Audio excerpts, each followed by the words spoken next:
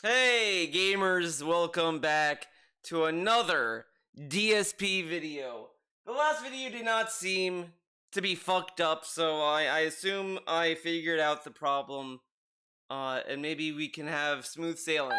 Maybe. But anyways, that's not why I made this video. We're gonna talk about DSP's Evo bullshit. Yeah. I'm cracking a liquid death. Okay, guys, calm down. It's not whatever thing he drinks. It's liquid death. Okay. Anyways, let's get into this. This is quite a video. But I want to start with the cold open.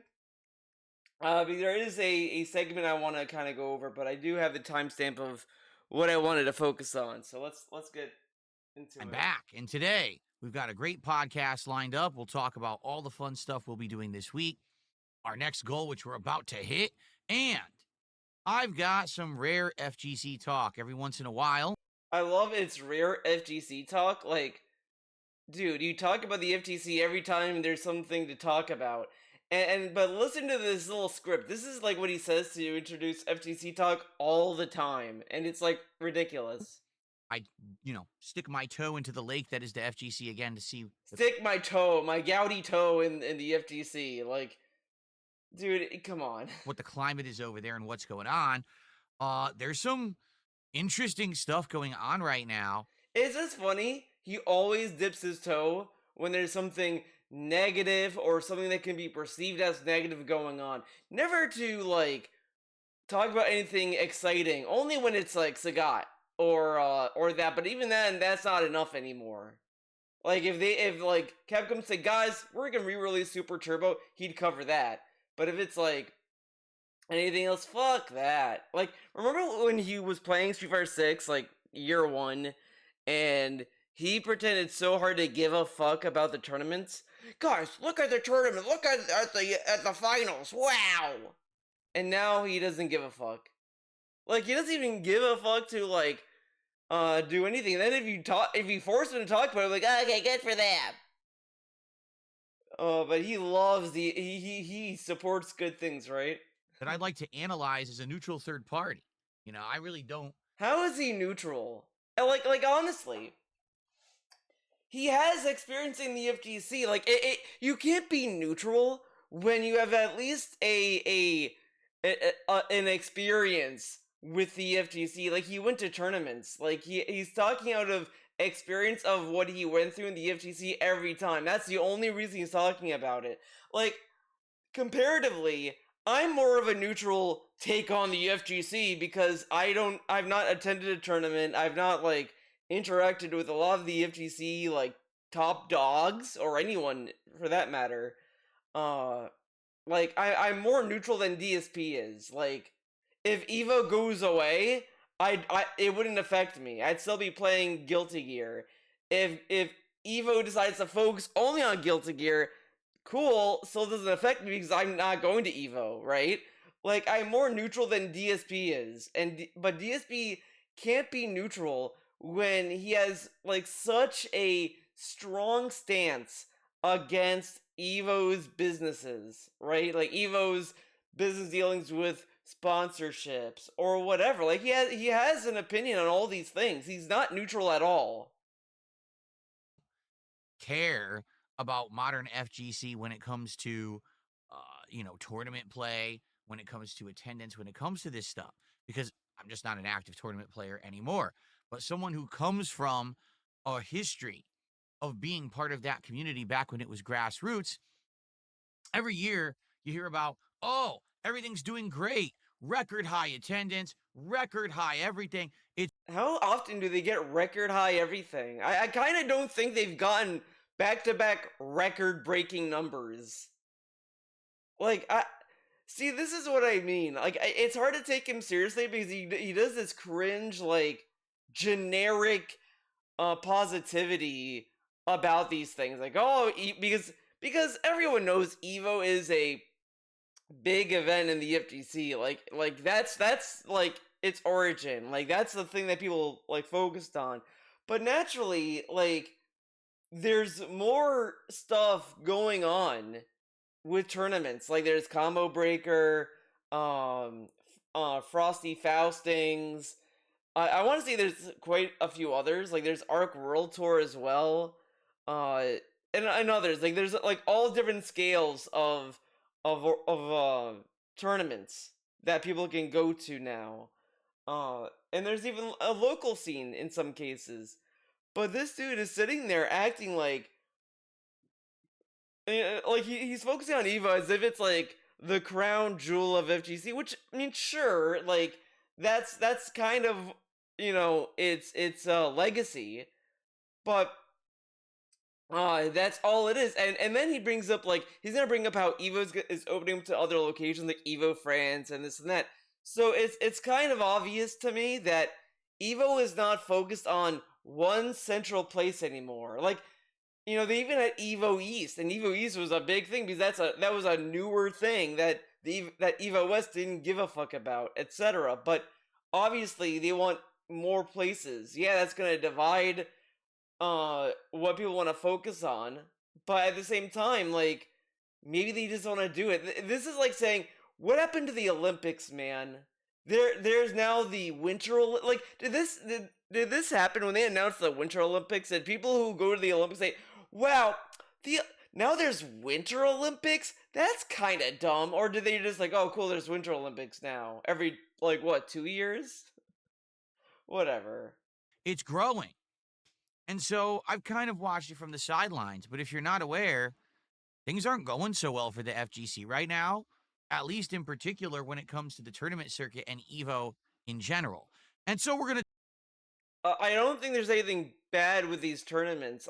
Because I think Combo Breaker had a good turnout, uh, in entrance and all that.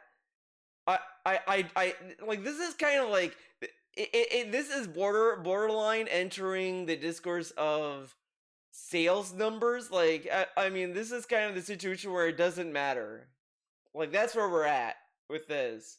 But whatever. we're going to talk about that today on the show.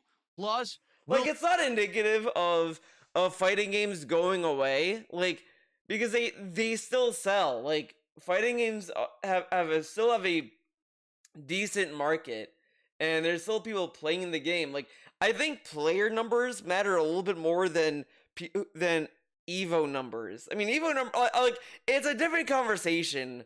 When you're talking about the life cycle of fighting games, because Evo is a very different thing when you look at like how many people are playing said game, right? we'll take a look at some of the most unhinged weirdos on the internet and Oh, how listen to Evo this. in general. And so we're going to talk about that today on the show. Plus, we'll take a look at some of the most unhinged weirdos. Plus, I wish we saw this. Like I see, this is what I said in the other video.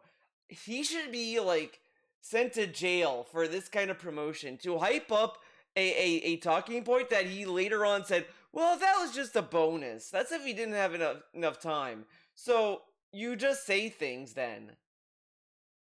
Like to fill time. So all these little talking points aren't like talking points he wants to do, it's just to fill time. Because does he really want because like why bring this up then? Whatever. On the internet and how they possibly think they could influence anything that I say or do. All of this and more. What does that mean? Who is he talking about? Like the only thing I could think of is ALT does this thing with WPIG, but I don't think he does it anymore. I don't know. I haven't been like keeping up, but he used to do these things where people would have to ask DSP questions or get DSP to say certain things, and it worked for the most part until like he tried that one with the oh my god, I don't remember the guy's name. The guy who asked like what do you think of the table? Who was the cat or whatever? Like that guy. I can't remember. But that didn't go so well, unfortunately. Then he tried the Judge Trudy thing, but like these are things that happened like months ago, and it went on and on just fine. And but I can't. But I also don't think that that could possibly be what he's talking about either, because that's not really unhinged or crazy. Like if anything, it's it's just like a funny thing. Like like I don't know. It's not even that big of a deal. Like because this makes it sound like like a troll is trying to get DSP to like I don't know, like do Chris Chan shit. But that's what PPP kind of did to DSP though. Like if you think about it, like PPP got DSP to dance around, show off his underwear, and wiggle his toes. Like that's kind of what like that kind of thing. So I don't know what this is, and it pisses me off. We'll never know. We will all die not knowing who the fuck he was talking about. Anyways, that's what I wanted to show that was pissing me off when I was watching this dumbass podcast. But let's get to why I'm doing this dumb video. So, the fact that we now have some stuff going on that's a little bit to the contrary is confusing. Oh, I want to get back. I think I got my time clip wrong. The sub over on Kick, how about a membership today? Is Dude, you know what? This is so annoying, and everyone notices this, but every time he wants to go into another segment, it's always begging first, then the segment. Like that's the transition is begging. Every segment. And it's like so annoying when you notice it. what's going on in the fighting game community right now? Okay, what's Because going on? after years of plenty, after years of overwhelming sweeping success, it seems like there's some chaos going on over there. It's kind of like sad that this dude like wants to rip off Button Check. Like this, he wants to be like discount Button Check. So like, but not even like because he doesn't really like try to steal Button Check's whole thing. But it's kind of obvious sometimes when he talks about the FTC, he wants to be noticed by Button Check or someone else in the FTC to be like, yeah, Phil has a point, guys. What would it? I'm trying to think of the right way to put it. Like there's a saying about like there's trouble in paradise, I believe. And okay, what's the trouble in paradise? Evo numbers are down. Like that's not really. That doesn't really mean anything. You know, like it's kind of like really lame to say that. Like every time, I mean, even when there's stuff going on in fighting game communities, like oh they found that a community has exposed and exiled a dude who was found out to be a predator, etc. Like oh, is that the end of this game? Is this the end of that community? And it's like no, like there's still gonna be people who are gonna play this game, talk to other people who like the game. It's just they're gonna bring up all this stuff to like exile and like kind of like distance themselves from these kind of people, etc. Like it, like not even that can like torpedo a game, in my opinion. Like there's a lot of like people who will try to hype up or blow up like all these like bad things as if that's gonna be the end of the world for certain games and this and that, and it's like you know, people will still play these games at the end of the day and still talk about these games. Like, this is just, you know, clickbait and engagement bait. It's just like, wow, guys, look at this, just to get you to talk and then like, kind of get mad at each other, basically. Because that's what all these dumbass fucking social media sites operate on. Just engagement bait and to get people to, like, hate other people. To turn people against each other, basically. When all it is, hey, this guy's doing fucked up shit. Here, in this case, though, it's just, yeah, Evo numbers are down. Like, dude, I kind of don't think that there's, like, record-breaking Evo numbers every year. And yeah, like there's a lot of issues with Tekken 8 because a lot of people don't like the recent balance patch that doesn't seem to fix any of what the previous balance patch did or whatever. Then there's like this stuff going on with I mean Street Fighter 6. I don't think there's anything going on that's wrong with that game. Balance wise, it's just that people are just waiting for season 3. So it's kind of like, okay, well, Street Fighter 6 is, you know, going on. Strive is just going on as well. Like, you know, we're right around the time where we're gonna get a Lucy trailer. Then season 5 is gonna drop at some point. There's all this stuff that's going on. Like this always has been like when you get to this part of the year for fighting games, this is like a transitionary period for a lot of existing fighters. Like Mortal Kombat 1 is trash. Of course, they could get low entrance, like it's Mortal Kombat 1. Uh, Tekken 8. Tekken 8 is kind of a sad story, to be fair. Out of all the fighting games, like Tekken 8 is kind of like the saddest one. But this is like a nothing story, and there could be other reasons that are external to the fighting games themselves as to why Evo numbers are down. Like it's kind of like, but we'll get to it, I guess. And I feel like that's what's going on. Now you might say, well, what am I talking about? Well, for many years here, the fighting game community has been doing quite good. Really, ever since the launch of Street Fighter 6. I would argue fighting games have been doing pretty good even before that. Like, really, after Street Fighter 4, then 5. Like, 5 was bad, sure, whatever, but there were still other good fighting games at the time, like Tekken 7, Soul Calibur 6. Guilty Gear was still kind of like doing stuff at that time as well. Like, there were still a lot of fighting games that are like rolling after that. So to say that, oh, it's because Street Fighter 6, it's kind of like, I would expect like a normie who just got into fighting games, who just played Street Fighter 6 to say that. Like, and that's my other issue with DSP, is that he always talks like a normie. What? And that's being kind of generous and insulting to other normies, to be honest. Because like this is such a milk toast opinion. Oh guys, Street Fighter 6 is when fighting games got good again. Like, no, it was before that too. And this is like really lame. A really lame standpoint. But he always has these lame ass standpoints. Attendance has been way up. Engagement for these events, both online and in person, has been increasing exponentially. The viewership on streams, the people making money on these streams is crazy. The level of sponsorship, joining a team, it's all been blowing up, okay? So the fact that we now have some stuff going on that's a little bit to the contrary is confusing. First off, all right, one of the weird things going on right now, this is really odd to me, but then again, maybe not, because I have some comparisons to make, is that right now, there's a tournament circuit going on. If you're not aware, there's the Capcom Pro Tour, which is a series, I think they said it was like 8 events or 4 events. I don't know exactly how many it is. It's 8 events. I'm reading it right now. It's all over the world, and basically 8 events over the course of a year.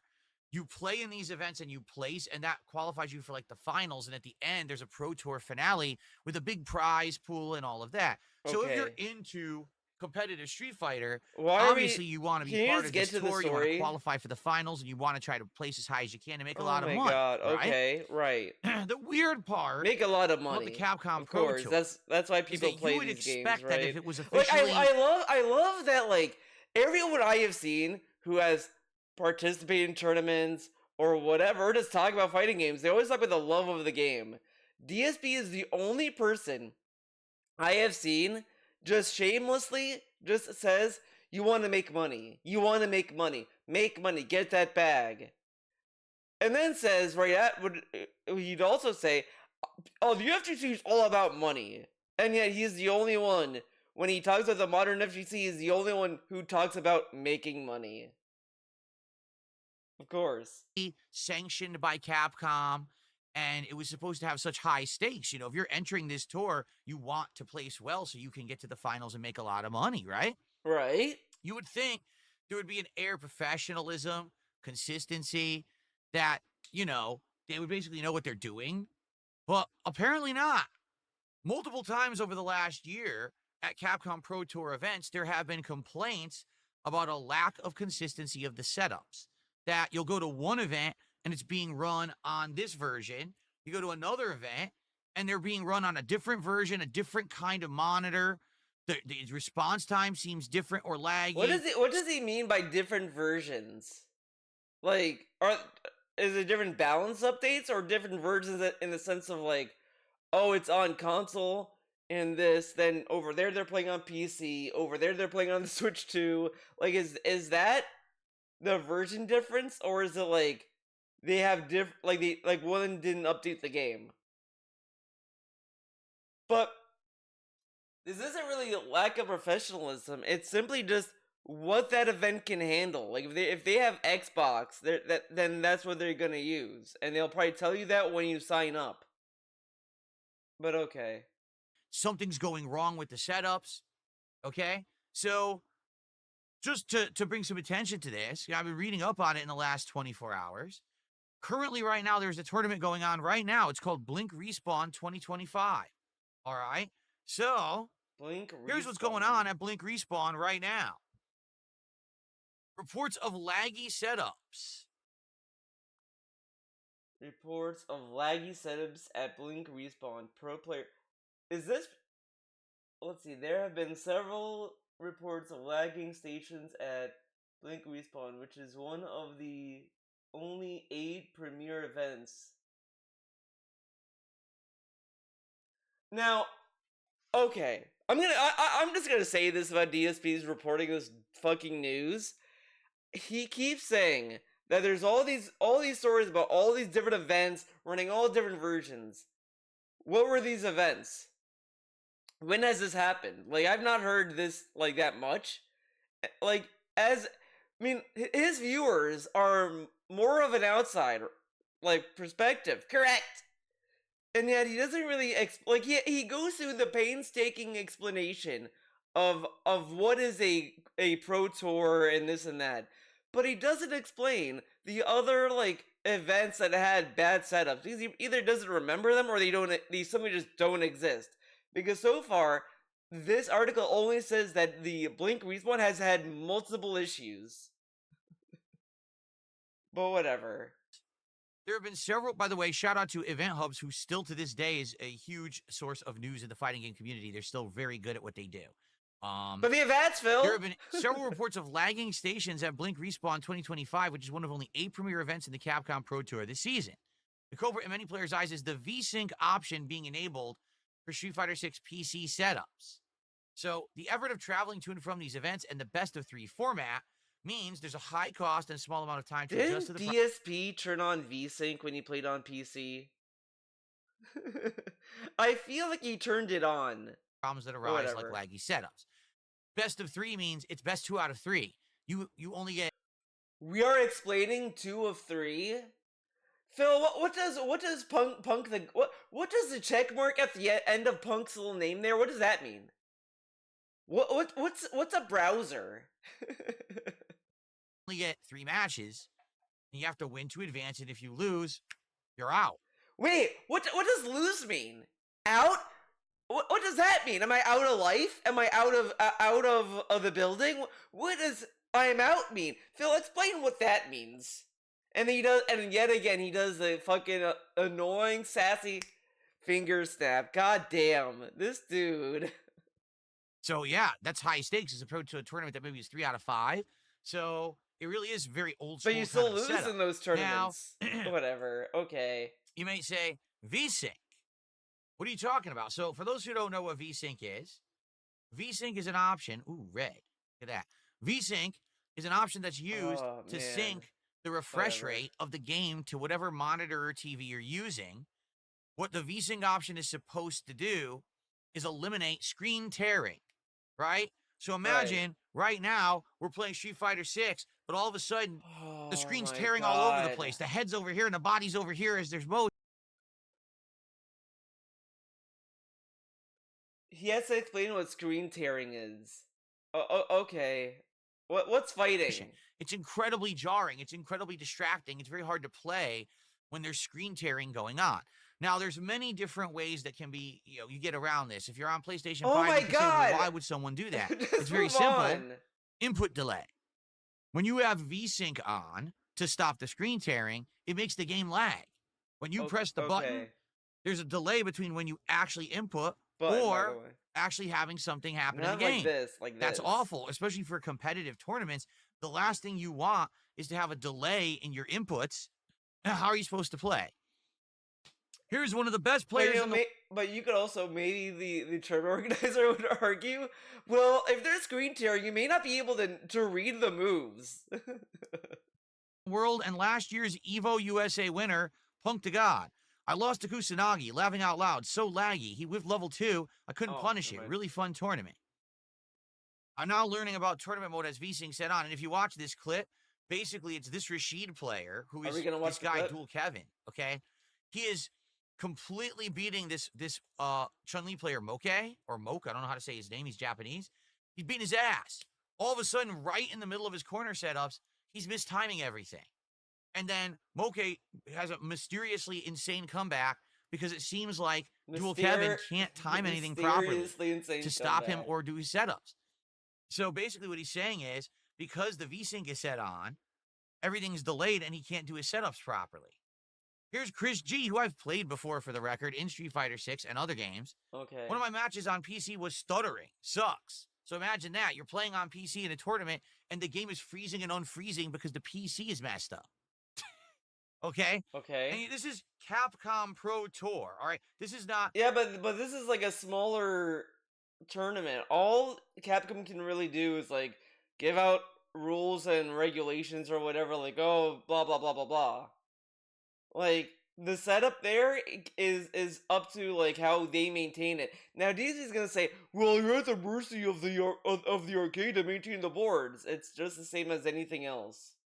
But whatever. Hey, rinky-dink tournament event, grassroots event. But these are for a not few hundred Capcom people. This is an event events. that thousands of people flew to in order to try to win. Like, they're associated with Capcom, but I don't think Capcom did not make Blink respawn. I think Blink respawn has existed, but again, whatever. Let's see. Is there any other competitive game where the community just accepts lag? Okay, then this is, I don't know about Blink Tournament, but I remember the EU premiere in 2023 used PC and Capcom Japan said VSync has to be turned on.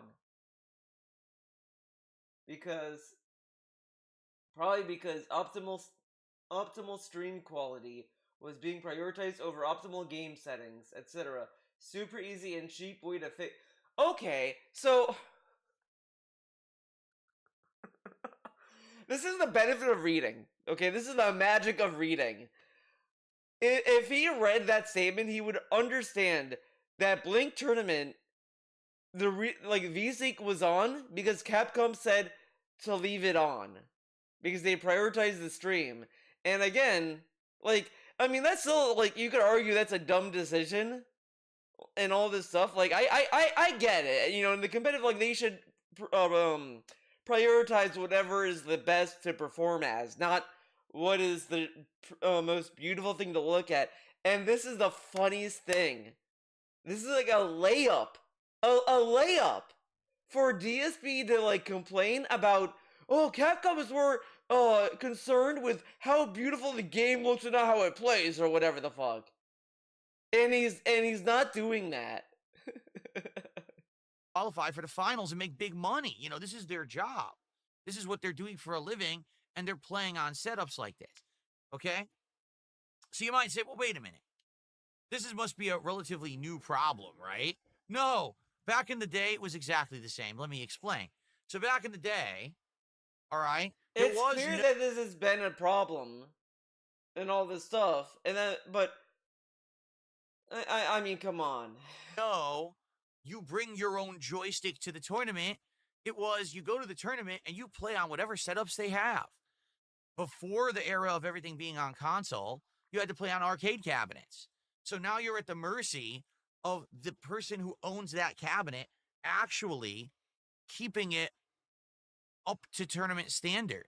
Is the joystick actually working properly? Are the buttons all wired properly? Are the buttons not worn out? Are the click switches working properly?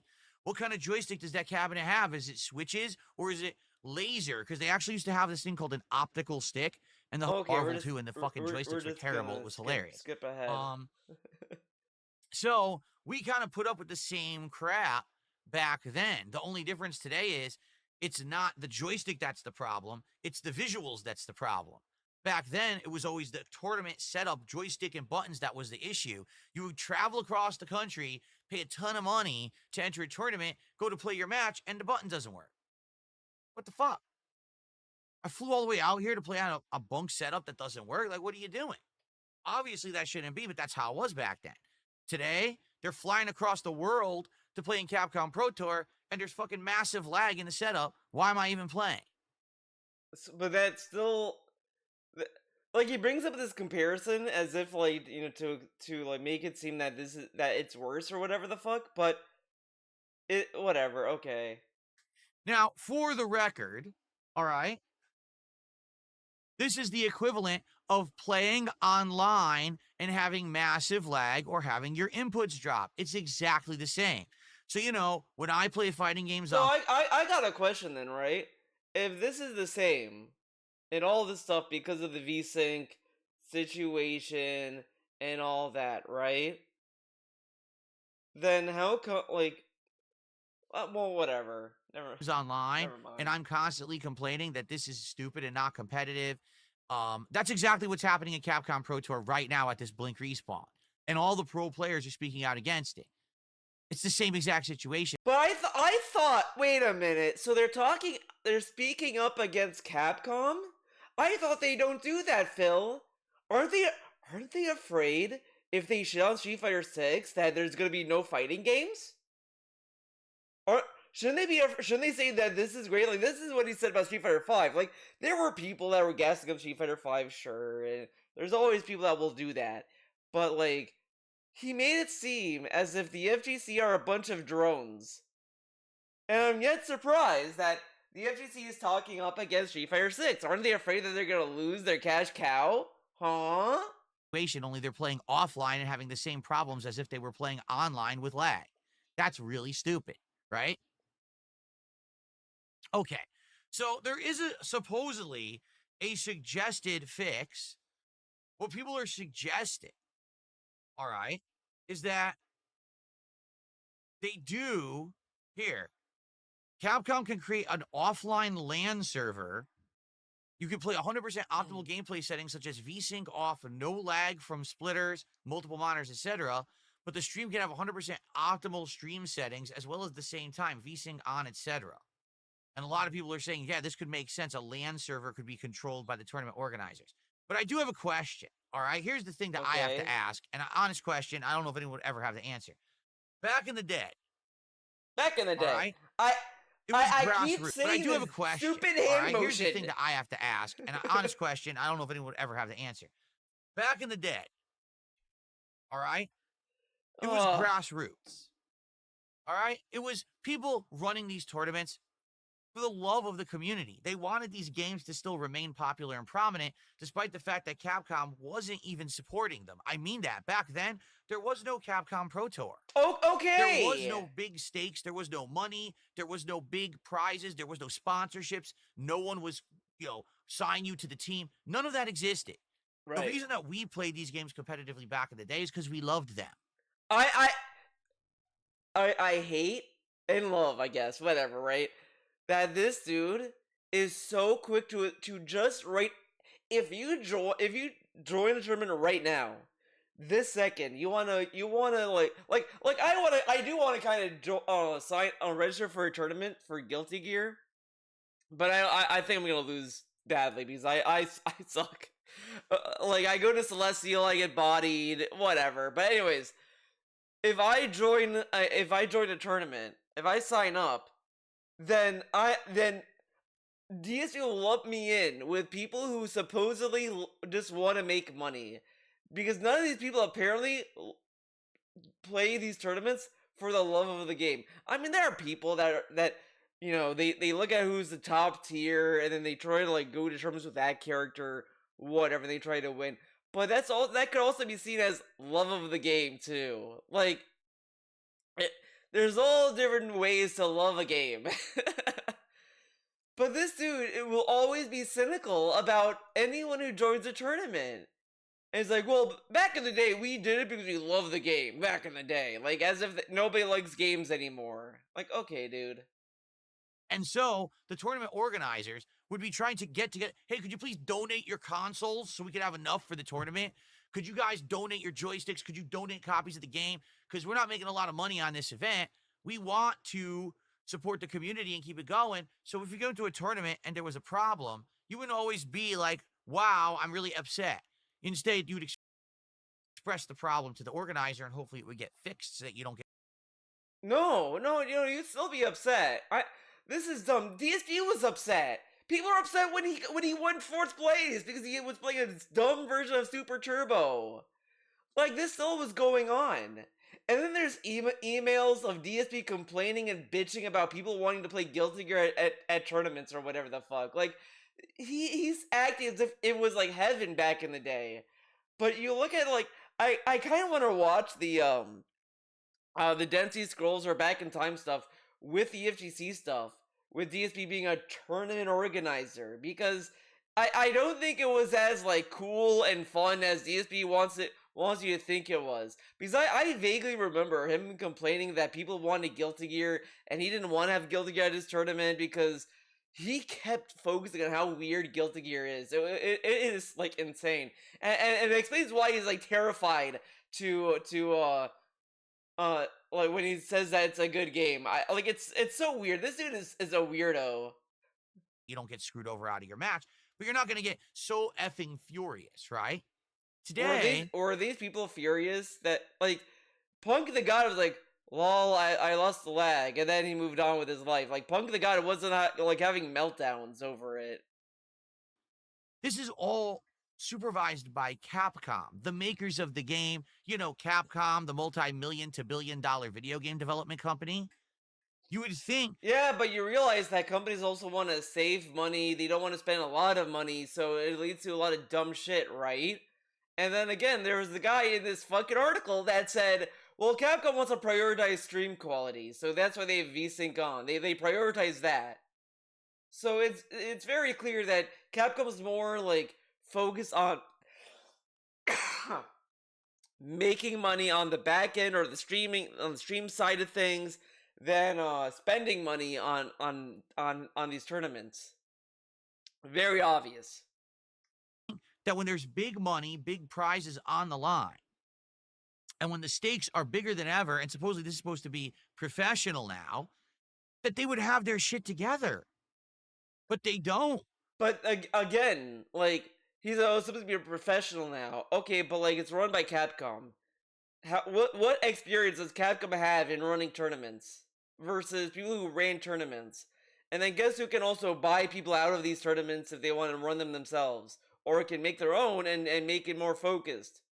Like, and again, this is also kind of sidelining and ignoring locals and other like smaller venues. Like, it's so funny how this dude will not give any like respect or credit to these other smaller functions because he doesn't participate in the FGC.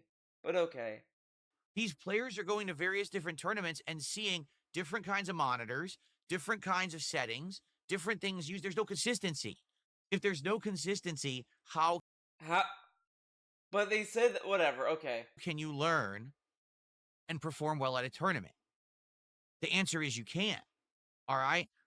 I'll give you. But again, this is one aspect of it.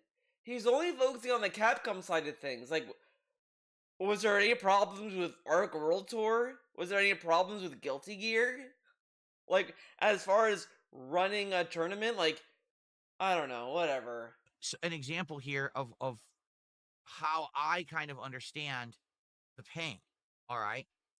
Back in the day, when I used to play in tournaments, one of the biggest things that happened that was a huge shift and a problem was when consoles were becoming more prominent and all the tournaments wanted to shift from the arcade cabinets to the consoles, right? So we all had to adapt because the home console versions of fighting games weren't the equivalent of the arcade. In a lot of cases, everything was different. So wouldn't it be more professional and correct to use the arcade and not the console? Wow, man. I thought they were supposed to know how to run tournaments. The speed, the damage output, the dizzy output, the spacing of moves, everything could be completely different. It could be a bum port, but you know, you had to adapt to it. And luckily, the tournaments would at least tell you ahead of time what version they're using. One of the biggest things that happened to me is I went to Evo and I knew that they were playing the PlayStation 1 version of Super Street Fighter 2 Turbo.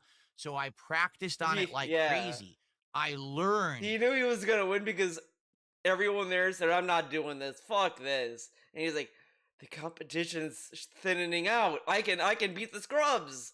It's so fun. You know what? I don't know if I said this in another video years ago or whatever the fuck, but it's so funny the relationship DSP has with Super Turbo because he just so happened to join a tournament of Evo of all places to play a bum version of Super Turbo that he was able to practice and all this stuff because he saw that all these big dogs, these bigger players boycotted the event. So he wanted to cross the picket line because DSP knew the competition would not be as big and challenging.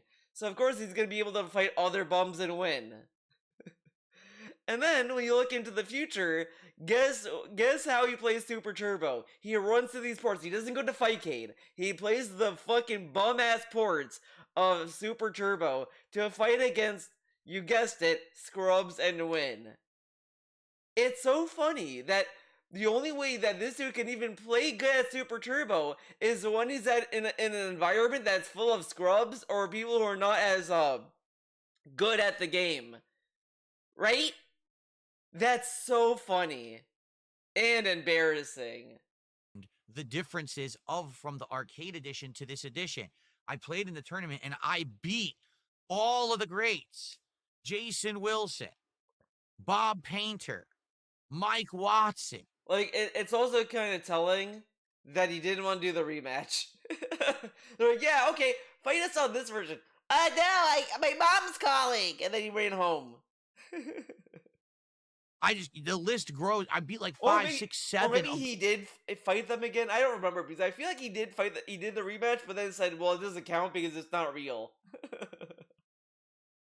The legendary Super Turbo players in that tournament because I knew the version and I adapted to it because we were told ahead of time what version you're playing. All right. The problem with what you're seeing right here is that the players don't know what settings this tournament's going to use. So how can they practice?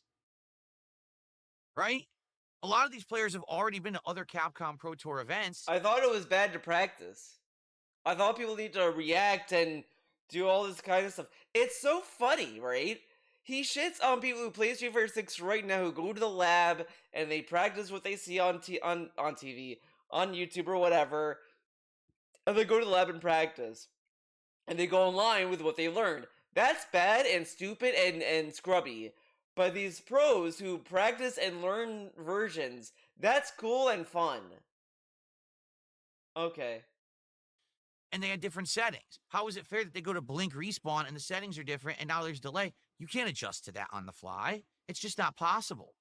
You need to know what you're going to be playing in, right? Imagine if you're a pro baseball player and you go to win to the World Series, and in the World Series, they decide we're going to use the equipment from softball. He loves this example, and it's really stupid because I think baseball players can play on with any equipment. They're not going to be like, what the fuck, wiffle balls? Instead of actual baseball. Or whatever. Well, the bats are different, the balls are different, everything's different. Well, too bad, just adjust. You're a pro player, aren't you? Can't you adjust to that? No, that's stupid. This should be fixed. He bitched about the FGC not adjusting to playing his bum-ass Super Turbo port. He bitched about the FGC over that, by the way. In fact, quite frankly, the results of this tournament should be fucking scrapped. Because if it's not the same as all the other events, then it should not count. And everyone should be given refunds, and they should be taken to task for running a shitty event. Yeah, because everyone has the money to do that, right? What kills me is that this is very similar, as I've explained, to problems that we used to run into in the FGC over 20 years ago. Yet they still persist in 2025? I mean, this is a fucking clown show circus? Like, what is going on? Dude, it's just obvious that some things can't be ironed out that quickly, and there's always new problems. Like, this is a I know what he's saying, but this is also a different problem because it's hardware. Like this is what people even said when the game came out, that the RE engine does not seem very optimized for fighting games. Like, and I kind of agree with that. Like the fact that you need to have VSync off and and constantly deal with screen tearing to even play the game at a decent like level. It's like it's funny to me that DSP shits on Street Fighter 5 so much and says it's a bad game, but they at least like toned down the input delay. It had 8 frame delay or whatever the fuck. Then that got like fixed and all this stuff, and it played like a better game after that. And that did not have screen tearing or anything. I mean, there were other issues with Street Fighter 5. Don't get me wrong. I'm not gonna sit here and tell you it's a masterpiece, but like I don't remember having to do so many concessions to play the game versus Street Fighter 6, where it's like I need to have screen tearing on just to not have like massive delay. Like that's kind of bad, and I think it's probably the engine. Call me crazy. I think we should go back to sprites. Yapped. I said it. Going on? All this money is at stake, and you still can't figure your shit out over 20 years later. But this is a different problem. It's a different problem than what was 20 years ago. That's only one. That's not a really fair thing to say. Right now. All right. So, a couple days ago, Clown Show Circus.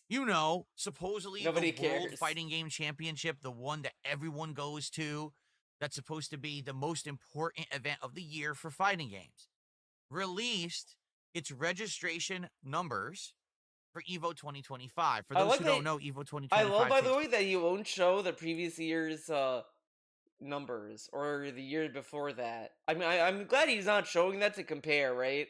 Place in 2 weeks. It's actually 2 weeks from this weekend. Okay. Well, guess what?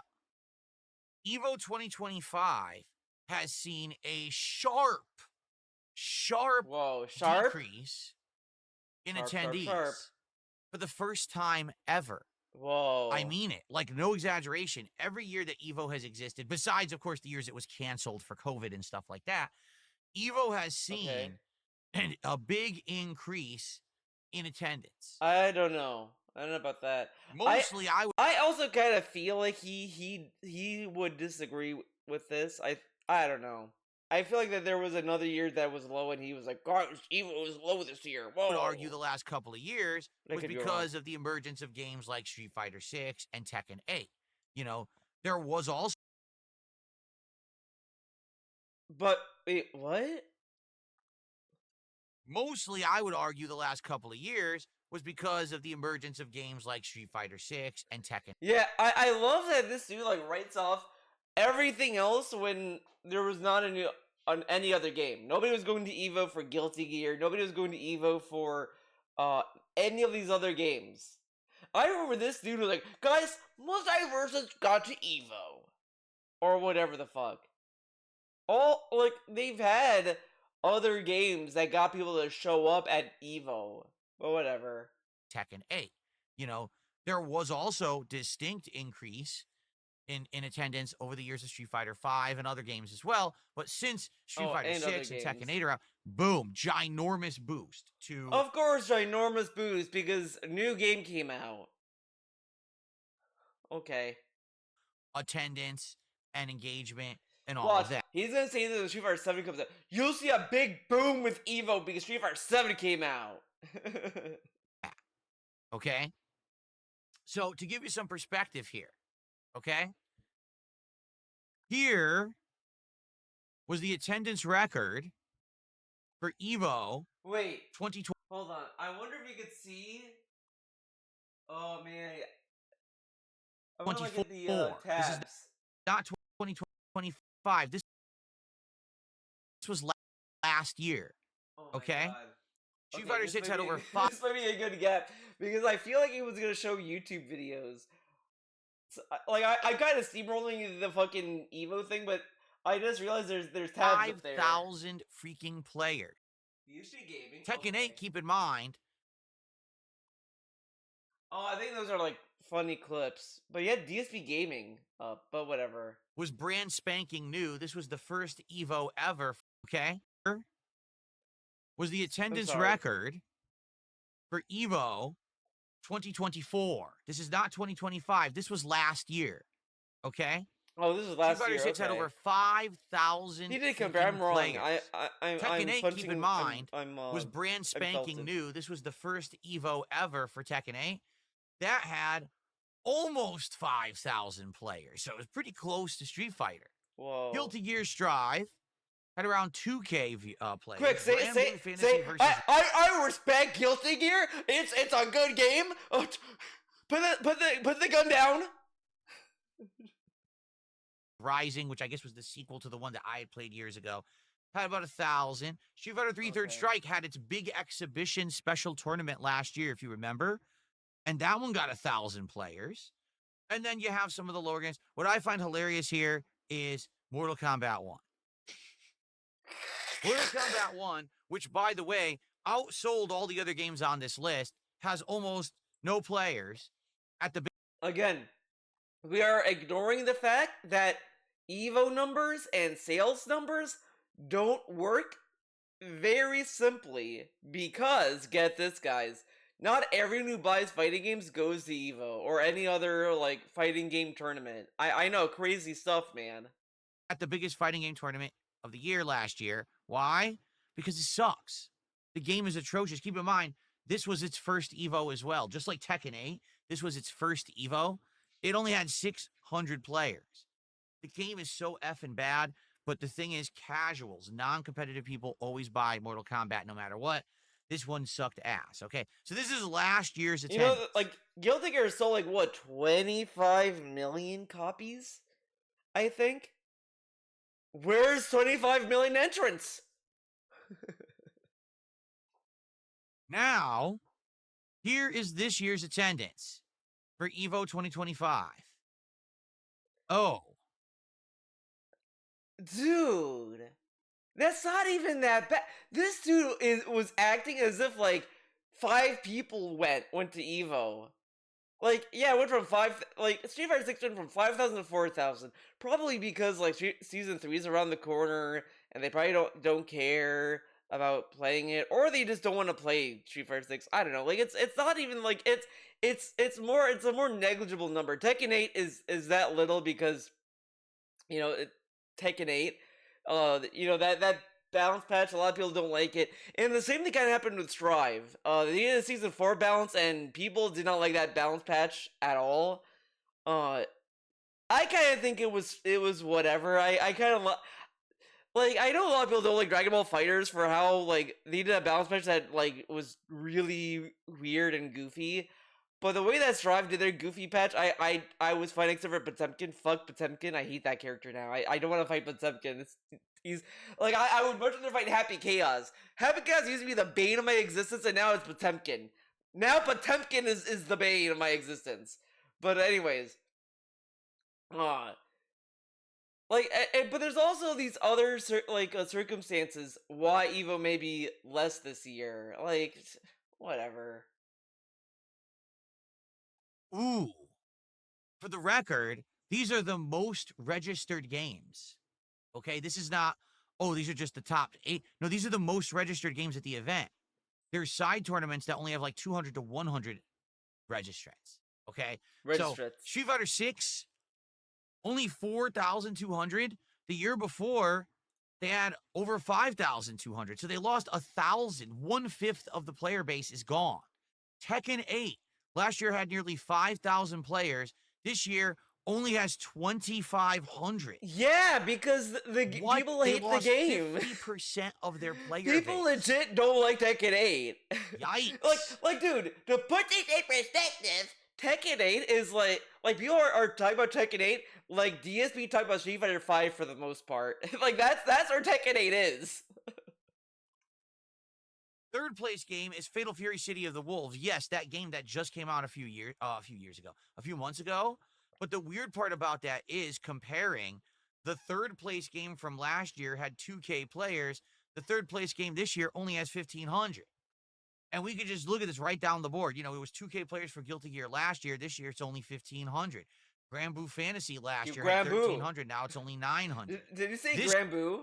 And we could just look at this right down the board. You know, it was 2K players for Guilty Gear last year. This year it's only 1,500. Granblue Fantasy last year had Granblue. 1,300. Now it's only Granblue? 900. This year, the exhibition tournament is Marvel vs. Capcom 2. Only 570 players as opposed to You know, last like the year, port over fell? 1,000 for Third Strike. Mortal Kombat 1 by far is the most hilarious. 645 entrants in 2024, only 377 entrants. That's like a local. Seriously, that's like a local tournament. Let's see, 377 547 to entrants for under World War. night. Over 1,000. Under night, damn, under night, even under night's 377 entrants. Yeah, I like that under night too. It was a good Seriously, that's like a local tournament. update, I think. 377 entrants for Mortal Kombat 1 at EVO. All right. Last year, EVO broke the esports record. They had over 10,000 registrants for tournaments. This year, they're down to 8,541. So they lost around 15 to 20% of their attendees this year. Okay. But what about the year before that? So what happened? What's going on Like, right now? I kind of just feel that there's ebbs and flows, peaks and valleys, ups and downs, whatever, with these tournaments. And DSP's acting as if this is a new thing. Like, what about the year when there was a stagnation of new fighting games? Like between the time between Street Fighter 5 and Street Fighter 6. Like, what about that period of time? Was EVO still making record numbers? Like, I kind of do feel that you know, okay, we're gonna I'm gonna do some research, guys. I'm doing research right now. EVO 2023 entrance numbers. Ah, yes. Okay, that 9,000 entrants. Oh, let's see Wikipedia. I was about to say Wikipedia. Let's see. Oh, they don't put the numbers. They put the games, but they don't put the numbers of entrants. I would have to do it manually, manual style. Which is fine. Okay. And then 2022. Let's do that. 7,000! 7,000! For EVO 2022! Guys, fighting games are done! What happened to EVO? EVO 2022? Okay, let's be fair and say EVO West.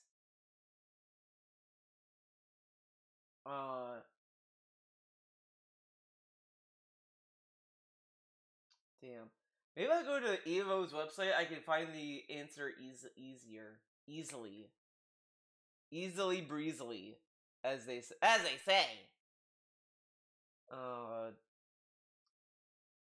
I feel like maybe it won't be that easy. Yeah, I don't think it's gonna be that easy, dude. Sad day. Sad day. But still, 2022 had 7,445 entrants. 7,000! Oh my god. And this dude is acting like this is like crazy. Come on. Now, why out of nowhere are we seeing an about-face decline at EVO? Isn't that really confusing? Because I thought that the fighting game community was healthy and everyone says that these modern games are more popular than... It's Dude, the FGC is not tied to EVO. The FGC is a general community that is just that can have people who don't go to tournaments, people who go to tournaments, people who do fan art of fighting games, whatever the fuck, people who just play the game and like them. I mean, there's the hardcore of the FGC. I mean, but if we're even talking just about people who play competitively, that could mean people who play competitively offline, online, who go to tournaments, who don't go to tournaments, whatever. Like, these are all things that are just, incorporated under the FGC. At least that's my perspective. Because again, like I have seen people who don't go to Evo or whatever, but they run their own locals, or they um uh help other people play the games or whatever. They share tech, whatever. It's all a community. And this dude is like, he's such a boomer in this regard that he thinks that Evo means so much to the FGC that if Evo goes down, the FGC is gone or some dumb shit. But the FGC has grown so big and it's so healthy, to use his fucking terms, that there's multiple events that the FGC is not dependent on Evo anymore. Like, the FGC does not need Evo to exist at this point. And he's like, I thought it's healthy. Like, and they, listen to Evo, this. isn't that really confusing? Because I thought that the fighting game community was healthy, and everyone says that these modern games are more popular than ever. I mean, they're selling like hotcakes, right? Yeah, but they're also selling to people who aren't, like, tournament goers. Like, that does contribute to the success of the game, my guy. Hello? So I'm confused, I'm and it makes me confused. scratch my head. Like, what's going on right now? And I actually wanted to try to get a deep dive into like what is the possible root cause of the problem. And This there's isn't a a few things problem. going on that people are Again, this is more players than Evo 2022. Like, I fucking hate how Google sometimes puts like weird stuff. So I'm not gonna like. But let's even go further back. Let's go to 2019, right? Oh, okay. Maybe this was canceled because of COVID, but it doesn't say. No, 3,000. Oh, that's Super Smash Brothers. It doesn't give me the total. It just says that like 3,500 people registered for Super Smash Brothers. But okay. 2017. Oh man, I would have to count. I don't want to count. Come on. Okay.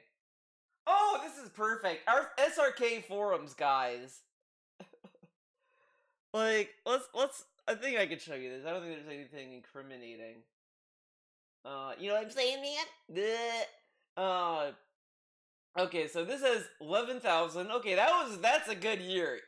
For Evo 2018, 11,000, 10,000, 14,000. So it's been on a decline. But then you have 2014, 5,000, 10,000. Like, it has been increasing and then decreasing. Man, it's almost like these numbers kind of mean nothing. Can I edit? Oh, I think this is just a fan made thing. But this still proves my point. Like, all these Evo numbers, like, you're gonna rip your hair out by caring about this, because these numbers, I don't think, mean anything other than that people go to the fucking tournament. Like, again, 6,000. Was the FGC on death's door at this point? No. Was the FGC dying here? No. This dude is being a fucking naysayer just to get like fucking drama clicks. Let's go to full Greek again.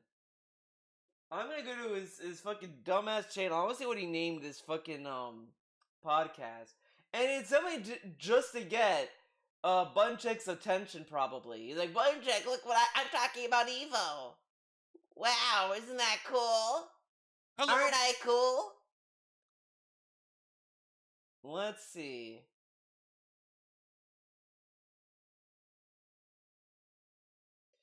Okay. Evo 2025 attendance plummets! What's going on? Wow, dude, you're totally not trying to clickbait people. Fucking dumb shit. Dumb fucking shit, dude. But man, look at these fucking videos. 256 views. 823. Damn, man, the views are bad. But I will also say I've been noticing a huge shift in even my views. The way that YouTube counts, at least from what I'm to understand, like it doesn't count views the same anymore. It's like uh I think now they don't count views if people don't like and comment or something. Which I don't know if that like my last video had like 8 likes and 1 comment, and I have like 90 views or 80 views. Like maybe it averages or something like that. But they did change the way that views count, which I think is kind of funny. But whatever. But these are kind of bad views for this kind of channel. I mean, it makes sense for my channel to have low views because I'm dumb and I suck, right? Anyways, People are debating. All right, first of all, I want to show you something. This is just an article from just a few months ago back in April. This is an article about Evo Japan 2025, which was held in May. Evo Japan 2025 had record highest attendees, over 8,648. All right, look, they had a distinct increase of around 2,000 players from the year before. And they pulled in 1,500 more people for Street Fighter 6. Again, this is just a few months ago. This was May. All right? So you can argue, well, maybe fighting games just in general are on a decline. Not really. In Japan, they're actually growing. Evo Japan. but they're growing more now. Like for some reason, people are back to talk about Guilty Gear and the culture war sphere, which is really a waste of time. But they're saying that oh my god, guys. Well, because there was some interview, and I think there was they said that they canceled a Guilty Gear project at some point in time, and they're like, oh, look at this. It went woke and it went broke, even though Strive outperformed and outsold Exard, which I mean I like Exard, don't get me wrong, but I mean it's just sales. The Strive sold way more than Exard. I just think that games just sell more, and that's it is what it is, right? Whatever. Japan grew and got more players. I don't think it's region specific. I think it's just everyone is playing them, and not everyone's going to Evo. I just think it's that simple. As you can see, Evo Japan is not nearly on the level as Evo Vegas, because even though they have 6,500 players for Street Fighter 6, take a look at Tekken. Take a look at Guilty Gear Strive. So the rest of the tournaments are way, way, way smaller. Okay? So, okay. In this regard, the question is, if Japan is growing, what happened to Evo Vegas? All right? Evo Vegas is the original Evo. This is how much of a fucking boomer this dude is. Because Evo Vegas is the only one that has a legacy. And guess what DSP cares about? Things with legacies. And this is such this is such nonsense just to drum up attention. There's been moments in Evo having less players than this fucking year, and he's acting as if this is doom and gloom. Evo is gonna close its doors. Guys, fighting games are dying. Shut up. The one that started in the early 2000s. I was at the very first one. I was at the first one, guys. And aren't I cool? Always been known as the big tournament. At one point, it was called the Nationals, meaning this was the one it was called the Super Bowl. It's like the NBA Finals. It's like the World Series, right? That's what it's supposed to be. The finale, World Cup or whatever. The finale of the fighting game tournament circuit. After this, there's kind of a reset button hit, and we start fresh. But this is supposed to be the whole end of the year. Oh my god! It's the WrestleMania of fighting games. This is so cringe. So, does it make sense that all of a sudden... Do people even think about Evo like that?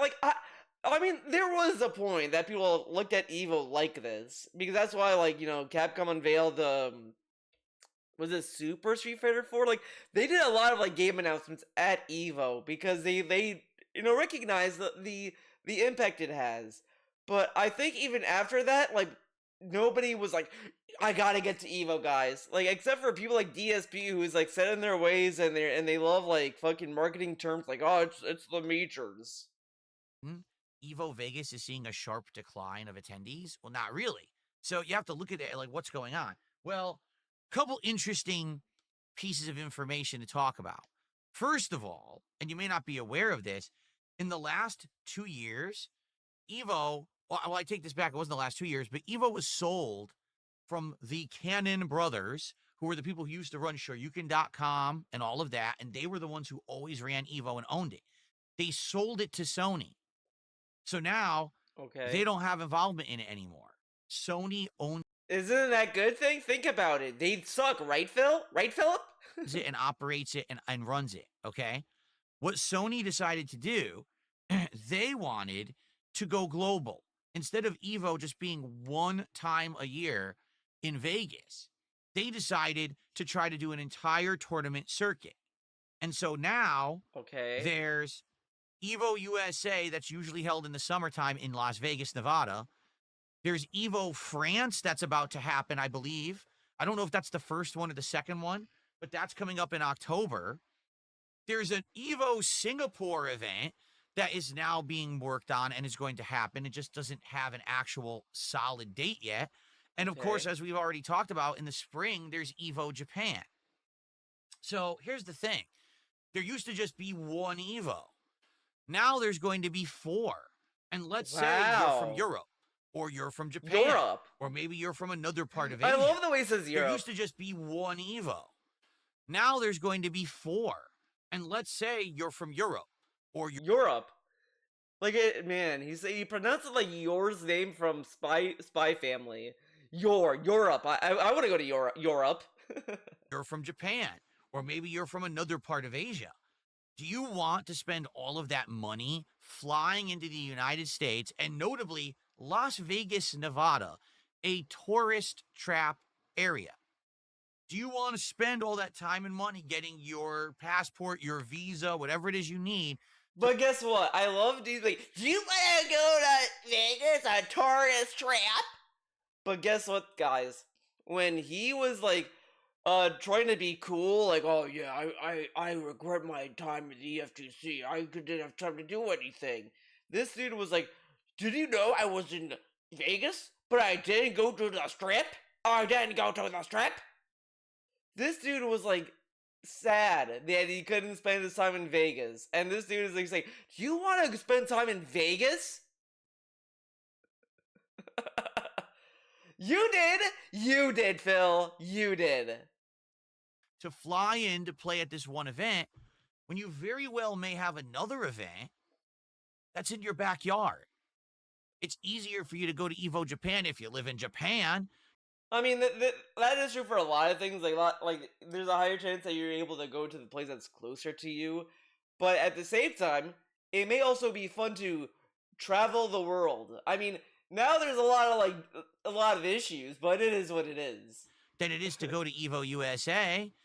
By the way, it had almost the same amount of attendees, so it doesn't really matter if you go to USA or Japan. Oh wait, so it had the same amount of attendees? I thought we were on the decline, Phil. I thought that was bad. Oh, it's bad for Evo West because it's usually a dynamo of attendees, even though there's been other years that had less than this. But okay. If you place well in Street Fighter 6, you're probably going to do the same when it comes to money payouts or whatever it may be. Also, there's another factor involved. Back in the day, Evo was the place to be if you wanted to be good at fighting games. Why? Because Evo used to be the one time a year where the entire fighting game world would converge on one location. This is like a fucking word vomit of cringe. This dude is like, "Hey, this is where we all converged, and we all fucking sucked each other's dicks off, and we all had an orgy." Yes. So if you wanted to be exposed to gameplay from people all over the globe, strategies and techniques you've never seen before, see the greats play in person, that was the way to do it. You had to go Yes. attend Evo Vegas because it was only one, and that was the one time a year where everyone converged. Well, guess what? Now everything is But how do you know that? What if they can converge on their own little organizing, right? Whatever. live streamed. Literally, you can get the same exact. Okay, this is so mind-numbing because this is like I have said this about DSP for years, and he keeps proving me right on this. He only like this kind of stuff is just what sounds right to say at this time because he said for years, "Oh, it's stupid that people are watching YouTube videos to pick up tech." That never happened. And then he said, "Well, people used to go to Evo to learn tech." But now he's saying, "Well, now people can do that online." I know that's bad, but now it's like used as a positive. Level of experience sitting at home watching the stream as if you were there in person. All the big matches are broadcast live. You can see the techniques. You can see the reaction of the players. I thought that was bad. I thought that's dumb, and people shouldn't learn that way, and people shouldn't share tech. This dude was like going on tirades about how people should never share tech, and now he's saying, "Yeah, we all shared tech back in the day, dude, and now you can do it online. Pretty cool, huh?" But then when it's like when he wants to be against it, he wants to be like a purist. Like, oh, if you want to be a real lefty, this is like if someone tries to draw digitally and then they're good at it. Okay, I can draw on a tablet. That's pretty good. Then they're like, you know what? I think everyone should learn how to draw with a pencil. And then they sniff their own fucking farts. Because it's covered in such high level professionalism. Why do you need to be there? There was one other reason. This is all to shit on Evo. That's all this is, to highlight the doom and gloom of Evo. Like, this is such a spin. He's trying so hard to make you think that Evo USA is doomed or it's on a decline. There have been years where it had less attendance. And this dude is acting as if Evo's about to like cancel the USA or something. Like, dude, shut up. I'll tell you what the reason was, okay? The other reason to go to Evo was very simple. You needed practice. And back then, the only way to really get good practice, again, was to attend a tournament where you knew players who were good were going, okay? So to go to Evo Vegas, you're going to play the Japanese. You're going to play people from Canada. You're going to play people from Europe. You're going to play people from everywhere. You're going to get that exposure. There's going to be tons of casual PlayStations set up everywhere so that you can go play against people. There's going to be hotel rooms with people playing on console in there practicing, and you're going to get invited to secret holdings of top players if you're one of them to practice. No exaggeration. This is how it used to be.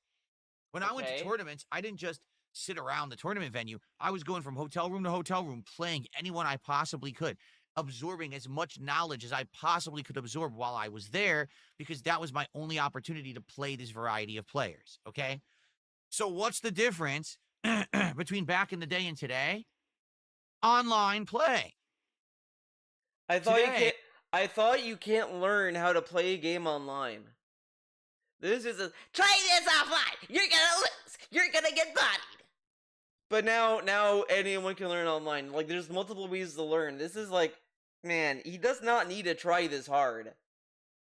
Hey, you could plug into Street Fighter 6 or Tekken 8 on PC or on PS5 Pro, and you can play top players from all over the world. PS5 Pro? Now, it's not guaranteed, but these players regularly organize challenge sets, lobbies where they play each other, to lab stuff against each other. They talk and share strategies. The whole online component has changed the face of competitive gaming. You no longer have to converge on one spot of the This is so stupid.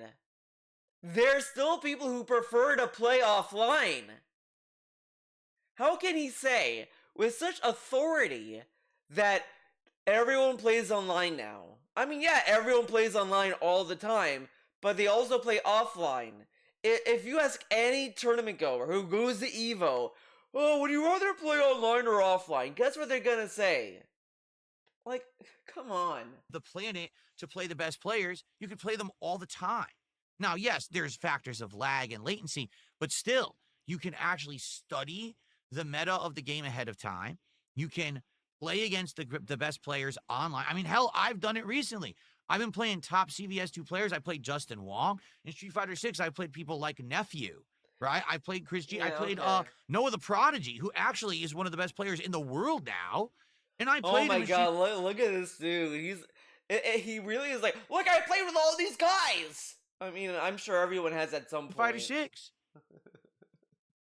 Previously, I never would have had those opportunities. I would have had to go to a tournament, right? So Right? that's what I mean. That's what I mean. Things have changed a lot since how they used to be, okay? And in fact, if you actually deep dive, because I don't have a million tweets and things here, but I've been reading up on this topic, some of the people who are actually talking about the Evo attendance dropping are saying some pretty interesting things. For example, someone said in the last few years, since Evo became corporate owned by Sony, it's just not the same. It just seems like what they want to do is run a money-making convention rather than an actual Oh my event for god, wait, competitive you're telling me that Sony bought Evo and they want, not just people who play these games to go there to make money. Wow, that's news to me. I would never have guessed players. that. That the whole idea is max attendance to make a bank at the gates rather than, hey, here's an event where players can converge and share strategies and meet and, network. It's not about that anymore. They want to make it this big media event where you want to go to be a part of it, but all you're really doing is buying a ticket to pay Sony and line their pockets. It's not about meeting players, learning strategies, Oh my getting better god, at the game. this is so funny because this dude was saying that the Cannon brothers were all about making money. Oh, they only care about making money, making money, making money, making money. Like that seems to be the running theme with Evo is making money. Man, it's almost like it costs money to run an event like this. You realize, like, the building isn't a free building. Like, it's not like that Sony got this building for free and you don't have to pay for anything for it, right? Like, it costs money to do this. So, of course, they want to make a profit off it because it's an investment. And if something's going to keep getting bigger and bigger, it's only going to cost more and more. And thus, the prices are going to go up and up. Now, of course, Sony could take the hit. Definitely. I mean, they're fucking like a fucking company. But whatever, right? Games. And that's what it always used to be. When it was grassroots, that's what these events were. So basically, the Canon sold out. Evo goes corporate. Evo's quality declines. He loves this story. He loves shitting on Evo this much because it's a story of again, this dude works by sitcom logic. Yeah, man, they sold out to the man. Oh, they're not the same, man. Because they sold out, man. They lost their way. He loves these stories where they get too big, they get corporate, and they lose sight of where they started. But Evo is at that part of the story where they go back to being grassroots because they can't do that. They're so big, and it just would be silly. It would be silly. And then guess what would happen if they were to scale down and go back to being grassroots? He would say, "Look how the mighty have fallen. They are so big. Sony owned them, and now they're back to being a rinky-dink organizer. Wow!" Because this dude doesn't care. He only likes these big stories as a gotcha or to highlight something to be that's so poetic. Like, shut up, man.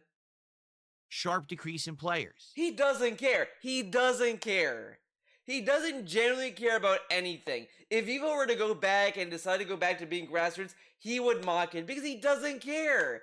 This is why, like, what I said yesterday about him complaining about game companies spacing out their games. Nintendo spaces out their games and he complains about it because he doesn't care. He never cared. He only cares about what he cares about in the moment. Now, of course, there's other factors as well. Inflation is crazy right now. All right. Inflation is crazy.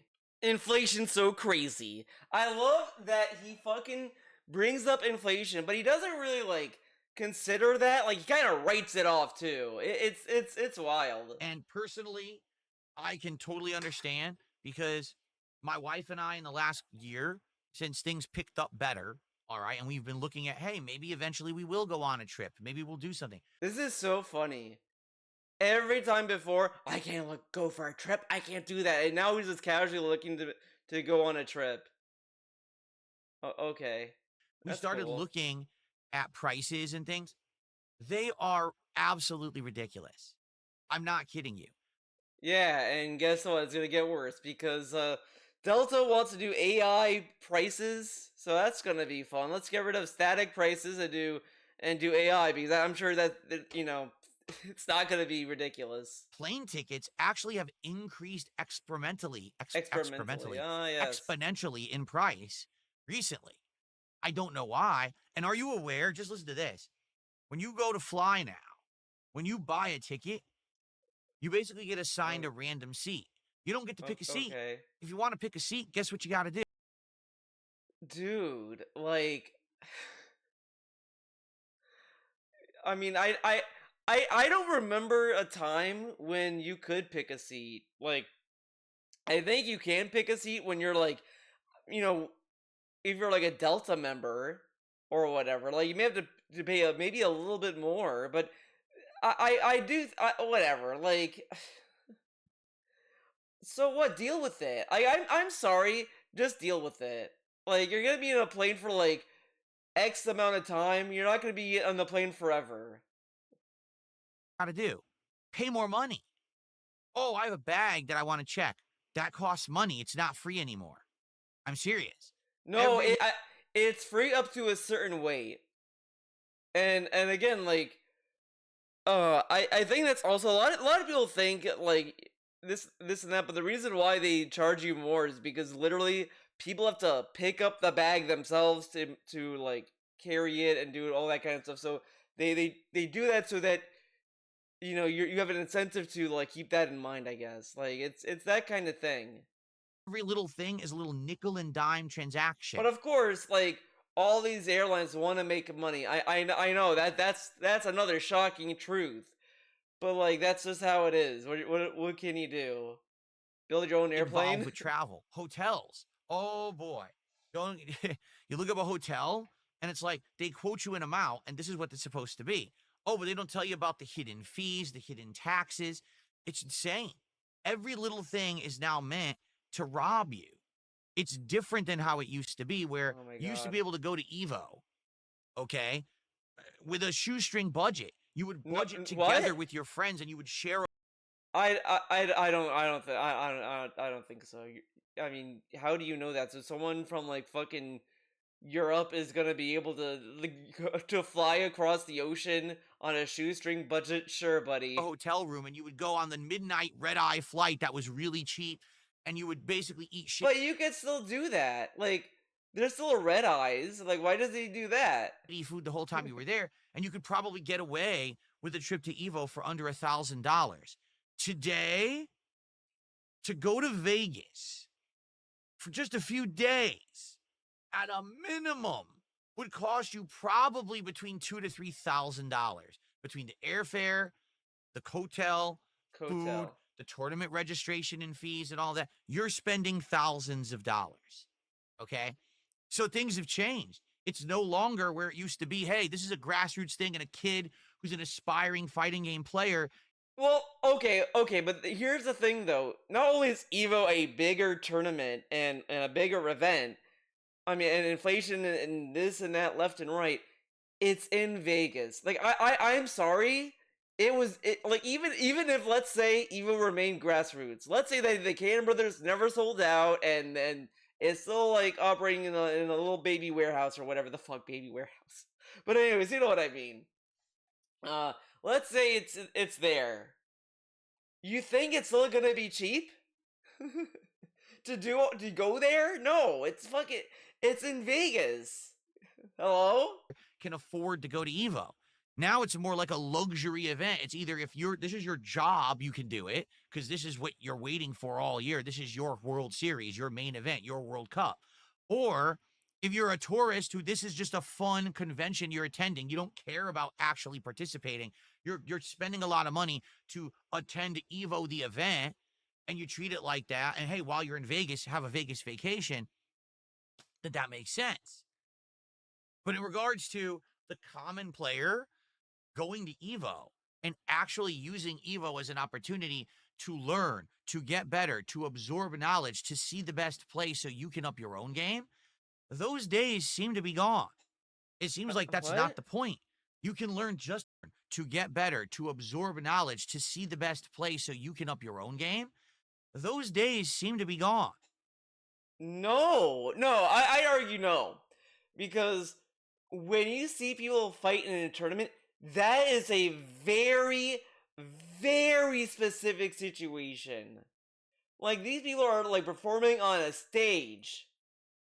Like, you think that's easy to do? Like, come on. Come on now, dog. It seems like that's not the point. You can learn just as much sitting at home and watching it on the stream. So why would you Again, I love that he had months of him yelling and ranting, people read online, that's fucked up and stupid. And then he's like, yeah, you can learn online, so, like, why would you go to an event? What if these people believed in what you said and said, yeah, Phil is right, I should not learn online, I'm gonna go to this event because I want to learn? I mean, obviously not doing that, but what if there are people that specifically do go to Evo every year because they want to see what people are going to do in that setting, etc., etc., and they want to be there in person? And then this dude is saying, well, you can do that online. I thought that's bad, Phil. Again, it's all just to benefit this dumb narrative that, see, Evo sold out and it's bad. See what happens when you sell out, guys? See, this is why I don't sell out, because I am true with my ideals. Ah, yes. possibly go to Evo? And again, I think one of the major factors here is if you have 4 events and you live in Europe or you live in Japan or another part of Asia, why are you going to spend all that money to fly into the US for Evo USA? They've flown to Evo USA multiple times, though. And again, he also doesn't, like, comprehend that these people may also have well, actually, you may not understand this, but people can make friendships and they may want to go to these events because they want to see their friends again. But that is a concept that is foreign to Phil. He wouldn't understand that because he'd say, well, they could just talk online because that's such a good replacement for in-person, like, interactions, right? Notice it doesn't say Evo World anymore because that's what it used to be called. This used to be called Evo World. Well, And it would be silly, right? For the world to be the US. You realize that the world isn't the US, right? and then there was other. Now it's just Evo USA. It's just another Evo. Like, even let's say that it was just Evo US and Evo Japan. It still would not make sense to call Evo USA Evo World. Like, that would make no sense. Because again, America is not the world. The world is not made up of just America. So what's happened is by Sony trying to spread out and have more events, they've lost the focus of having one big world tournament every year. It's gone. But it is a world tournament because you're going around the world. Like, when you, like, even in his dumb fucking Super Turbo game, the world tournament that Ryu goes to is around the world. Like, that's why in Street Fighter 2 you're fighting in multiple locations. It's not just one location. Ah.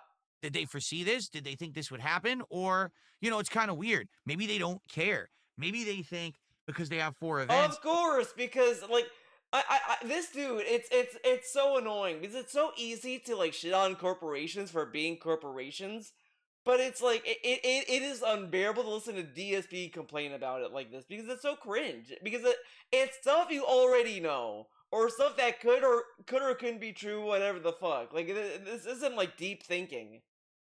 It doesn't matter if they lose a little bit of attendance here because, hey, Japan's attendance was up and probably France will do really well. So who cares if USA loses some attendance, right? They've lost attendance in the past, though. They've had fewer entrants years before.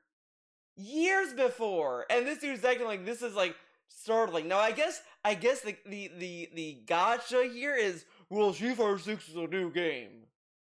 Is it? It's on the 3rd season, dude. Like when Street Fighter 5 was on the 3rd season, DSP was like, they should stop milking the game. He was calling Capcom out for milking Street Fighter 5 for having 3 seasons. But what's going to happen now is you're going to lose focus on one event being important, and what ends up happening is when you don't actually have... There's already multiple events. There's Combo Breaker, as I said, Frosty Faustings, whatever. There's all these other events. Have a world finals, then you don't really have an end of the year. In which case you don't have a finale, a climax. You don't have one event where everything... Because, in my opinion, it's kind of pointless to talk about climaxing with these kind of events. Like, it makes sense for the Olympics, because the Olympics is once every 4 years. Like, that is, like, you're working and training for 4 years to get into the Olympics, and then you challenge into the Olympics, and then you're, like, you're moving on to the next 4 years. Like, that is a big event. EVO happens every year. Like, it kind of already lost its luster in that regard, because it's yearly. And it's always ongoing. It's like, it's just gonna keep going. But whatever. Culminates, it just goes ongoing endlessly, and then what happens is everything loses meaning. Okay? I mean it. For example, you need to have a big finale and a champion crowned. You have to. If you don't, then every tournament is meaningless, because you could just say, well, there's the next one next week anyway. But you could say that anyway. Oh, there's next Evo. Oh, I lost this Evo, there's next Evo. Like, what are we doing here? It used to be Evo World is the big one. That's the one you... But also, like, think about it this way as well. There's only just like a certain amount of people that they can allow to register. But I want to join a tournament. Why can I join a tournament? Like, you know, like there's other opportunities for more people to play the game. More opportunities to join tournaments. Like, see, this is like the funny thing, because DSP has admitted that he would sign up for every qualifier for Super Turbo because he was a lame ass bitch that wanted to cockblock every new upcoming Super Turbo star, because he wanted to prove his worth by cockblocking potential people to make it a nightmare for people to handle the tournament scene at that point. He entered all these qualifiers, but no human being would go to Evo, then be like, okay, I'm gonna go to the next tournament immediately. Like, no, you're not doing that. Like, there's people who will do certain tournaments and not do others. Or they'll say, well, next year I'm gonna do, like, Evo, and I will skip out on Combo Breaker, and I'll just visit Combo Breaker. Okay, next year I'm just gonna do Combo Breaker, or whatever. Like, not everyone's doing every single tournament ever. Like, all these entrants are all different. You want to win. When Punk the God won Evo last year, that was his big defining moment. Because okay, but I got a question though. This thing that he's saying about how there's no crown jewel Evo or whatever the fuck, that has been the thing for years, right? So how come Punk the God is a god last year for winning Evo, but whoever wins this Evo is meaningless? This is kind of like shitting on these entrants for no reason. Because so like all these people these 52, no, this is the wrong entrance. But these 8,000 people who joined Evo 2025, their matches are meaningless because DSP said so. Because these other people didn't go. So these other people had to like force people to go to this Evo for their win to matter? Fuck off. Because for years he'd been grinding and trying so hard to win the big one, and he always got close and couldn't do it. And then when he finally did it, boom, that was it. Amazing, right? But it's meaningless, because if he kept doing it, he was just waiting for the next Evo, dude. Didn't he just said that all these events are meaningless because if you lose this one, there's always the next one. Well, that's what Punk the God did, right? He went to Evo, lost. Okay, there'll be next Evo. Next Evo comes around, he wins. This is really stupid. And it's like, I don't want to say favoritism or anything like that, but it's just a bias in the narrative. Like, this dude sucks. right? But now it's not even the biggest tournament anymore. So even if you win Evo USA in 2 weeks, people could just be like, fuck it. France is in a couple months. That's more important. France is not in a See? couple, whatever, well, months. I heard So whoops. I think Sony, in pursuit of money, has actually screwed themselves over and shot themselves in the foot. Because what's going to end up happening is when you have too much going on, the excitement and the hype dies out. They're going to have way more people sitting at home watching on stream than trying to attend their events because people don't care about dropping $3,000. How do you know that? How do you know nobody wants to join a tournament? If that's the case, why is there more than like 1,000 people playing, right? To sit around, do a couple things at Artist's Alley or buy some pieces of merch, sit and watch someone play on a stage?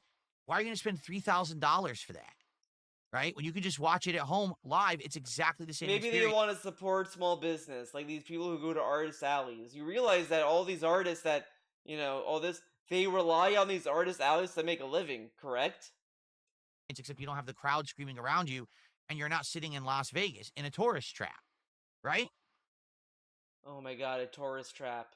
Also, I'll be honest, back in the day when Evo was held in Las Vegas, that was part of the appeal of Evo because when you were going and you were spending the $3,000 to go, well, back then it was probably around $1,000, okay? You also got to do other shit. Oh, I'm in Vegas. So while I'm in Vegas, I can walk the strip. Maybe I'll gamble. Wait a minute. No, wait a minute, Philip. You said there was no time. You were doing Evo shit. Huh? Little bit. Maybe I'll see a show. Maybe I'll eat one of these famous restaurants or buffets. You're having a vacation while you're also playing in the biggest fighting game tournament in the world. But now, because prices have skyrocketed I thought these people who went to Evo didn't have time to do that because they were practicing and training all the time.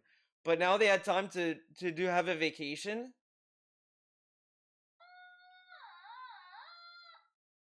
Weird. everything now. But okay. How could you afford that? How can you You're afford that? already in Vegas spending an insane amount of money to enter Evo and everything. And the prices of the hotels are up. The prices of everything is up. So now a lot of people probably can't even do that vacation that they used to want to do. It's just too expensive. If Evo would leave that location of Vegas and go somewhere else where basically Evo is the only event going on instead of, oh, you're one of 5,000 things going on in town, which is why everything's so expensive, then maybe the prices would drop. The hotels would be cheaper. The food would be cheaper. Hey, yes, that's how inflation works, right? Nowhere else in America are things up. Only in Vegas. That inflation, like, only focused there. Inflation was like, okay, we're done with all these other states. Let's go to fucking Vegas. That's what inflation did, right? Happened back in the day. God damn it, pal. Is when one of these big events happened. Pal did this. Texas Showdown or the East Coast Championships or whatever it may be. What did Pal mean by this? The local towns where they were held were very happy because you were going to have hundreds to thousands of extra people in your town. Texas Showdown or the East Coast Championships or whatever it may be. The local towns where they were held were very happy because you were going to have hundreds to thousands. But like, here's the thing. Like, this is like something that people started talking more and more about the Olympics, and like, the gains that these like towns get from events like this, it's good, but it's like a very short-term gain that is not stable because these people are gonna leave and never come back, and then it's like, they're gonna have a huge drop off in money. Like, there's been like issues where they're saying, like, because I think this goes in line with, like, I think there's been talk about the Olympics may stop going around the world. Like, they may say, okay, we're just gonna stay in one country now. Like, we're not gonna do this anymore because more countries and more areas are starting to realize, like, yeah, they would come, we'd build all these stadiums, but then, like, we're not using all these stadiums anymore. They're taking a lot of space. The maintenance for the roads and all this stuff, like, it creates a lot of debt for a lot of countries and this and that. Like, to a degree, that may happen with Evo as well. I mean, these are like, compared to the Olympics, these are definitely more smaller scale things because it's not like they have to build a whole new building for Evo every year. But uh, it's still like I do think that that there is a that there is a short-term gain for a lot of business in these areas for these events that only happen very seldomly, and it's like, yeah, like this does help, but like it's not gonna help long term. Like this isn't something that they can really account for to continuing or whatever. Like there's a lot of like things that go in line with that. To thousands of extra people in your town who were all going to be now using those local businesses, whether it's gas stations, whether Yeah, but only for that period of time. They're not gonna be like regulars. it's hotels, whether it's just local restaurants, whatever it is, everything's going to see a big increase in money for that weekend because you have 1,000, 2,000 extra people in your local event. Vegas doesn't give two shits. Las Vegas already has a zillion people there every single day for other tourist stuff. It doesn't benefit them to have this event. But But what if they want another to small up the town prices could. because there'll be And more? They'll make more probably money, it would right? benefit the players because it would just be way less expensive to get around and not have to worry about flying into the Vegas airport and pay double, triple dollar for resort rates. Because that's the other thing. Anywhere you stay in Las Vegas is a resort because Las Vegas is a tourist town. Every single hotel is charging you hundreds of extra dollars just to stay there for one night for no reason. You're not getting anything better than anywhere else, but oh, it's a resort town, so here's an extra charge. The hell? The Huh? buffets in Vegas are good, but are they worth $50, $60? No, they're worth 20. But they charge you 50, 60 because you're in Of Vegas. course, of course. Let's So drop the price to 20 they could definitely from some meaningless benefit, measure. perhaps by moving somewhere else, but they just traditionally have had it in Vegas since they started in the Yeah, early. but honestly, if they did move, guess who's gonna complain? DSP. So Evo was always in Vegas. And guess what they did? They moved! What a bunch of idiots! They moved from their legacy. That's where they started. They're ignoring their past. They're saying, fuck that. We're going here. Early 2000s, I don't know if they're really going to change. I mean, Las Vegas, I think it was like 3-4 years ago or 5 years ago. It was pre-COVID, I think. Like the mayor of Vegas gave one of the Cannon brothers the key to the city. Oh, yeah. Okay. Sorry if I'm a little biased against those two jokers, but yeah, the key to the So fucking. I remember he started this off by saying he's a neutral person. I'm neutral. But then he says, well, I am biased against the Cannon brothers. Okay. City. Anyway, But the thing is, the Cannon brothers started Evo, right? Right? Maybe I'm wrong. But shouldn't they be getting the credit for starting Evo, the thing that you're saying is a mega important thing? so there's a million factors. I love that he demands all the credit for his bum ass fucking fourth place achievement, but the Cannon brothers cannot get any credit for Evo. Fuck them. Here. All right, there really are. But the weird thing about this whole situation is that I think this is the first time since Street Fighter 4 Not where really. the fighting game community is starting to feel some crunch and negativity towards them because they've been in the land of milk and honey for 15 years. What is he talking about? I'm so confused by this. Fighting game community is starting to feel some crunch and negativity toward the crunch, like, dude, what's the crunch and negativity? Oh my god, guys, there's only 8,000 entrants in this. Meanwhile, Evo Japan's up, and all these other places may be up. But it's like this is such like I mean, this is gonna like it may roll, your eyes may roll what I'm about to say, dude. But this is like oh, I don't remember what I was gonna say because it's like not. I guess it's American self-centeredness is the best I can describe this, because he's kind of acting as if if it's not successful in America, then it's doomed to fail. As if like this is not like as if fighting games is not a global thing that people can enjoy across the world. If it fails in America, it fails everywhere. That doesn't make any sense. Like technically, it started in Japan, correct? But if Evo is getting bigger numbers everywhere but America, then maybe it's an American problem and not a fighting game problem. Maybe the FTC isn't the problem then. If it seems to be only affecting America, then it seems to be a problem with America. Towards them because they've been in the land of milk and honey for 15 years. Ever since Street Fighter Like, he 4 really thinks the FGC is only exclusive to America. Nowhere else. Like, now the FGC is feeling the squeeze because and some negativity because Evo is down. How? This is still a decent number. I mean, again, they've had highs and lows of the Evo over the years. And fighting games are still pretty big since they still sell a lot of copies. I mean, and people still play them. Like, it's kind of funny we are mostly focusing on entrant numbers and not player numbers in general for these games because he knows he'd be wrong. He knows that people still care about these games. To put this amount of importance on Evo numbers is kind of pathetic, and it's just nonsense. There's other events that are going on that get just as good numbers as any other event. came out and immediately like exponentially blew up fighting games again. It's been like every game is on easy street. When it comes out, it's going to have an installed player base. People are going to play it. People are going to stream it. People are going to go to tournaments for it. Every year, attendance is up. You know, COVID screwed things up for a lot of people. And I get that. You know, 2 years, they were really rough and there's not much you can do about it.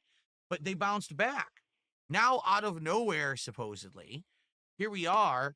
The supposed Evo World biggest tournament in the world isn't even the biggest tournament in the world anymore. They've lost 1/5 to one half of their player base. Dude, this is so lame. Again, there's been other years. They had less than this. But okay. And what's going to happen is, undoubtedly, no matter what happens at Evo, people are going to be like, Evo France is right around the corner. The next Capcom Pro Tour qualifier is right around the corner. So, who cares? Well, the Capcom Pro Tour was around since Street Fighter V came out. And yet last year, we're supposed to give credit to Punk the God for winning, right? Oh, wow, he won Evo. But why should we care? There were other tournaments for him to go to. Why does this only work for this year, but not these other years that these other events existed for, right? This is really stupid, just to shit on Evo. But remember, guys, he's neutral on this. He has no bias against Evo, even though he has openly said who cares about Evo for years and years and years. Nobody cares about Evo. Oh, who gives a fuck what they did at Evo? About Evo. I should say Evo USA, right? And that's sad because that's the one that started it all. That's the one that you used to aspire to go to. If you were someone into competitive fighting games, the big event for you always wanted to go to was Evo. You would work your ass off all year at your real job. You would save money up. You would try to get time off of work. You would plan it and plot it out with your friends to carpool and try to get flights. Yeah, this doesn't happen with any other tournament. Like, he really does think that everyone goes to every single tournament, every single event ever. No.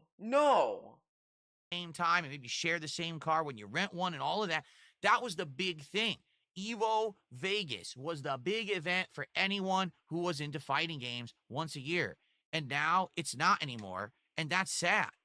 And the thing is, things change. I get it. Over time, things change.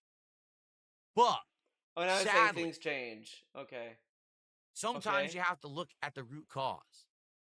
And what's the cause? For as happy as I am that fighting games... He literally said that it's weird and this and that. Now that he says, we gotta look at the cause. Okay. Have grown. And that the community is big. And that now they're prominent and accepted as part of esports. You know, I came from a time fighting games were the red-headed stepchild of esports.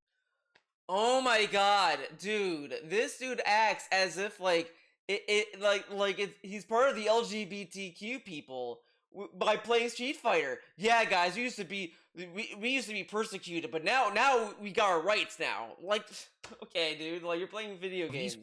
Esports was like a term you didn't even want to use. When Halo was prominent and all that shit, oh, fuck that, we're not part of esports.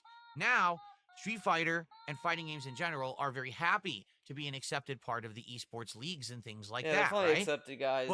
It all comes at a price. What's the price? Really.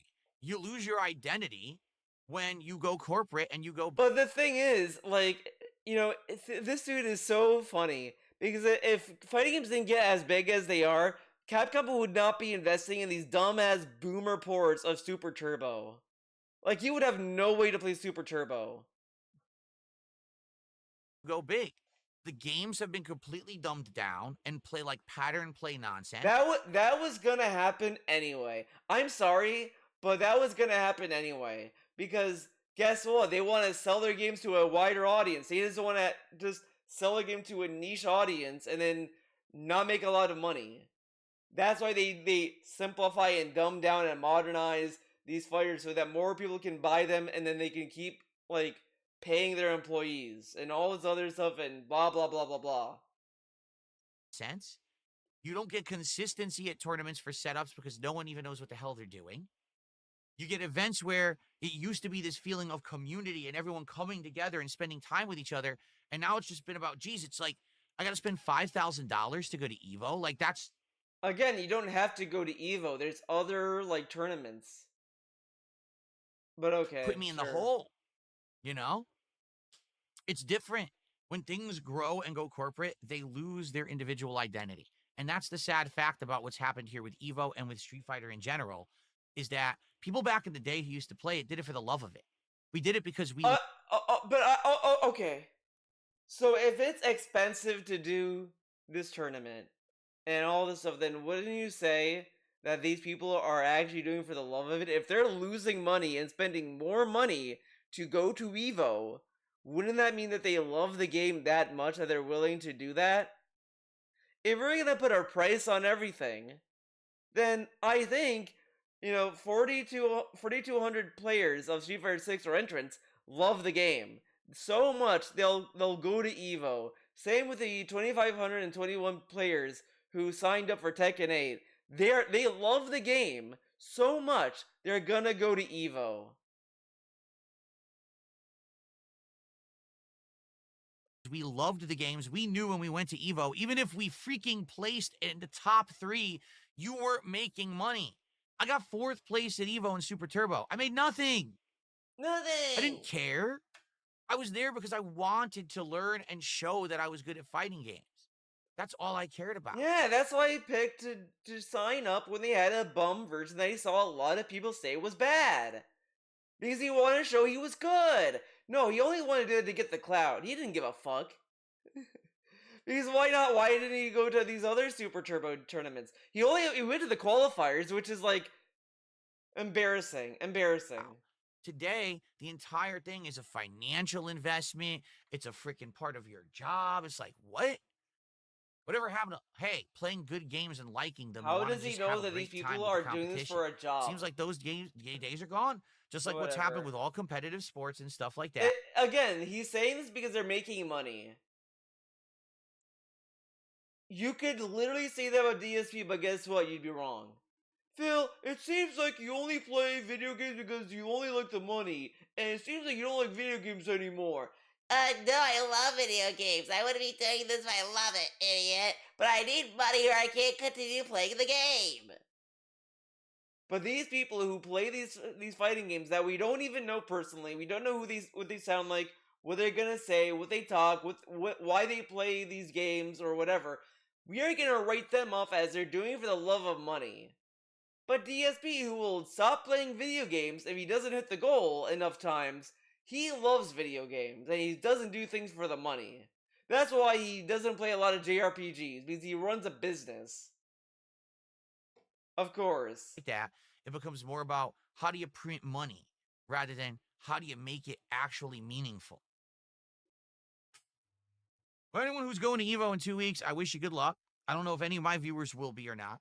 I know that because I don't cover fighting games heavily anymore, that most of my audience doesn't really care about this stuff. You know what I mean? Like, this is something that I want. He never covered fighting games. Like, he acts as if he was some major player. I mean, maybe during Street Fighter 4, that was like the last hurrah, but he wasn't like a major component. Like, nobody was like, oh shit, a new character dropped in Street Fighter 4.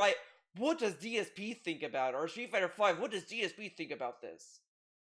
I wanted to cover because it's actually meaningful to me. It's something I grew up with, and talking about it makes me And feel he like has at least gone nothing, but he's nothing but fake. He watches the Elena trailer, doesn't play Elena. Watches the Sagat trailer, now he's not gonna play Sagat.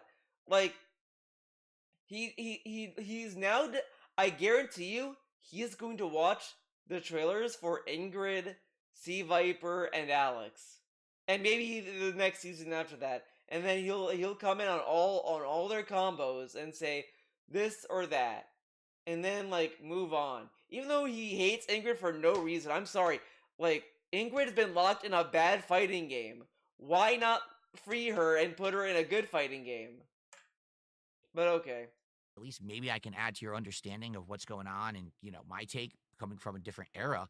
But I don't even know if anyone in my audience gives a shit because, quite frankly, it's so Like, different. everyone is At already one wanting to go point, to this would the have been dump something that I would segment, have, and he's not doing I would it. have been going to Eva.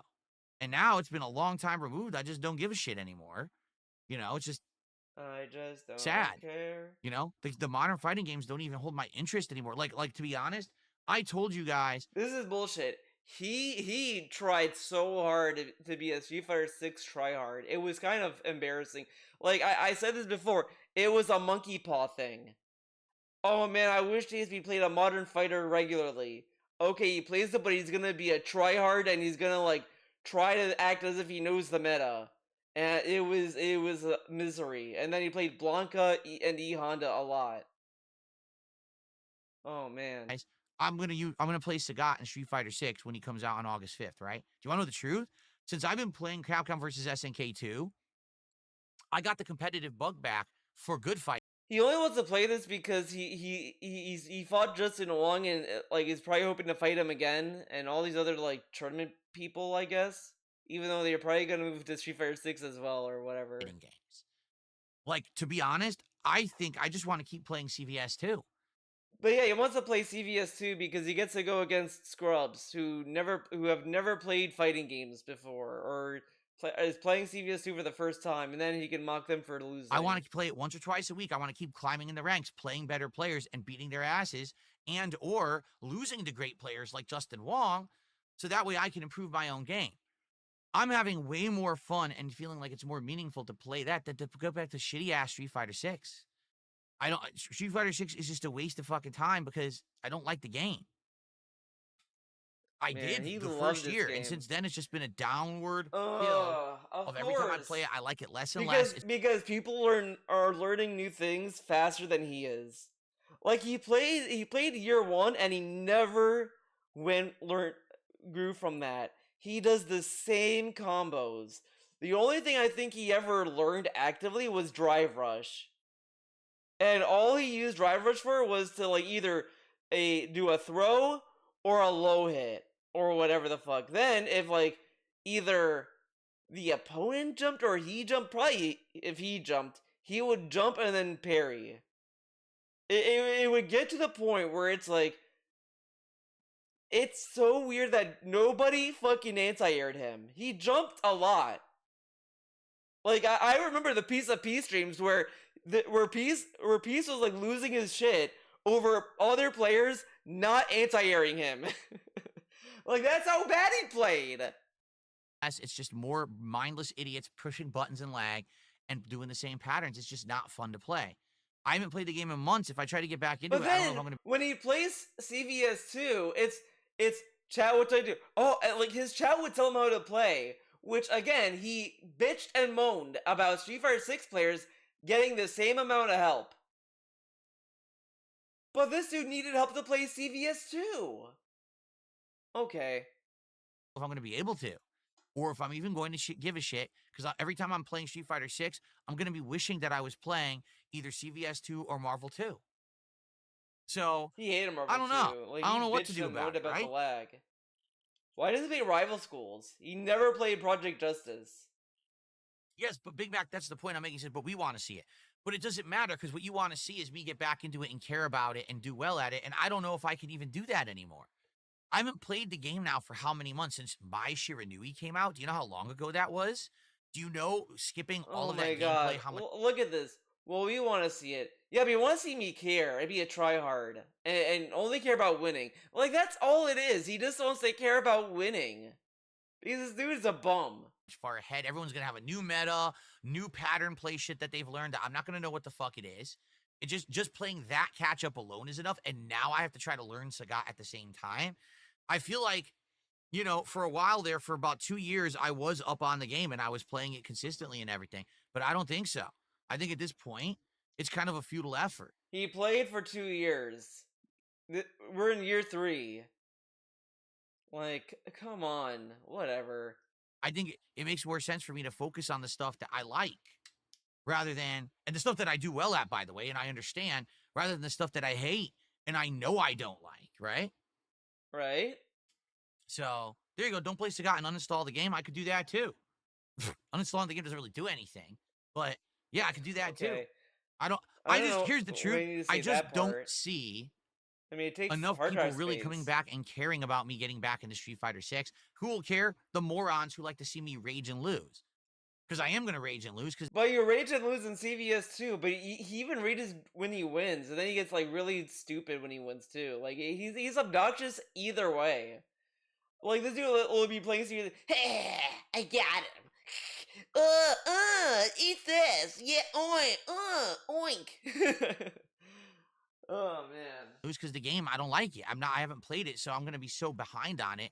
I'm not going to be able to keep hanging with people. I mean, to get Sagat to master might literally be a nightmare because even if he's a good character, I don't know what anyone's doing now with these new changes. I didn't give a shit. I didn't follow it.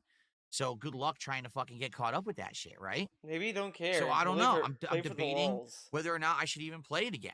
I'm thinking about it. I mean, he doesn't have to Sagat buy the looks interesting character. to That me, is but I don't know if I'm gonna have any a fun with it. hurdle. Is it worth dropping to buy this season when I play it once? I'm like, fuck this game, and I never play it again, and I just go right back to CVS 2. Plus, let's be honest, people are liking CVS 2 a lot. I mean, take a look. The attendance is good. The support is good on these streams. It's going well. So I don't know. We got to think about Well, it. what's Okay? funny though, let's say that the viewership went down for CVS 2. Let's say he gets less views, no support.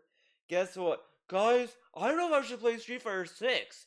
You guys didn't seem to care about fighting games anymore. I played CVS 2 and nobody showed up. But I was saying, well, since that's getting a lot of views, why would I go to Street Fighter 6? When if CVS 2 wasn't doing well, he'd say that's what that dude not doing well is why he's not gonna bother Street Fighter 6. Okay? All right. Anyway, so that was my giant segment again, on the. he said that these games are easy and dumbed down, but he can't learn the game. It's too late for him. But I thought it was dumbed down. FGC today. I'm curious what everyone's thoughts are. And by the way, if people have feedback about what's actually going on with Evo, I would love to hear it. Be a part of this community and trying to analyze it. Like, what is lost 15 to 20% of that player base in 1 year? Growing. Last year, they had a ginormous, huge achievement getting over 10,000 players, and now they've lost 15 to 20% of that player base. They've had over 10,000 What the heck's before. going on, right? They've had 10,000 before, though. Whatever. Okay. Okay. Let's do some shout outs because apparently I have a bunch to do. So we have spectators. No one's talking about spectators. We're talking about they don't actual count. people. Yeah, spectators don't like fighting games. That's why they go to Evo. That makes a lot of sense when you don't think about the it. tournament to play. That's what we're talking about. I don't even know if spectator numbers have been released. Literally no one in the FGC is talking about spectator numbers. Do you want to know why? Because no one in the FGC cares about spectator numbers. They don't care about the casuals coming to treat it like a tourism event. Oh my god, dude. The reason they don't talk about it is because, yeah, it's more relevant to talk about the fucking entrants. About the attendees. Because they compete. Of course they're gonna talk about them. What are they gonna say about the fucking spectators? Oh my god. Bill is spectating, guys. Can you believe it? Whoa, man. Spectators. Like, or a convention. What will Bill watch? That's the point I think I'm trying to make here. Sony is trying to turn Evo into a convention, a money printing event for them rather than a tournament. Well, the FGC doesn't care about that. They just want it to be a tournament. That's all they've ever cared about. But okay. But you're right. I didn't look at anything like whatever. Attendance numbers there because no one cares about that or is talking about it.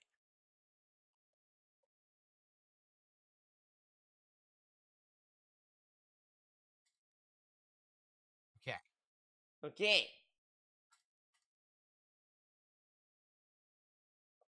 Oh, let's see here. We got a whole bunch of small tips that came in. Let's take a look. I But got a yeah, $3 tip. we're not even gonna do the done segment. That's all completely disgusting. I'm not reading a word of it. So thanks, anonymous $3 tipper. All right. Mike's is insanely good and fresh and made right there behind everything else. So I got a $2 tip. This person says it's partly not enough good games coming out. Well, I mean, you're right. Last year was the first year for Tekken 8, only the second year for Street Fighter 6. Oh wow, funny that now he's realizing that well this year there's no new fighting game. Like City of the Wolves was never gonna get like a big attendance. Like it's not. So I mean, come on. Right? It was like the first time event for many big games. Plus, the US is not an ideal place to travel to currently. Now, what's funny about that? Oh my god. Yeah, this so we may get a little political.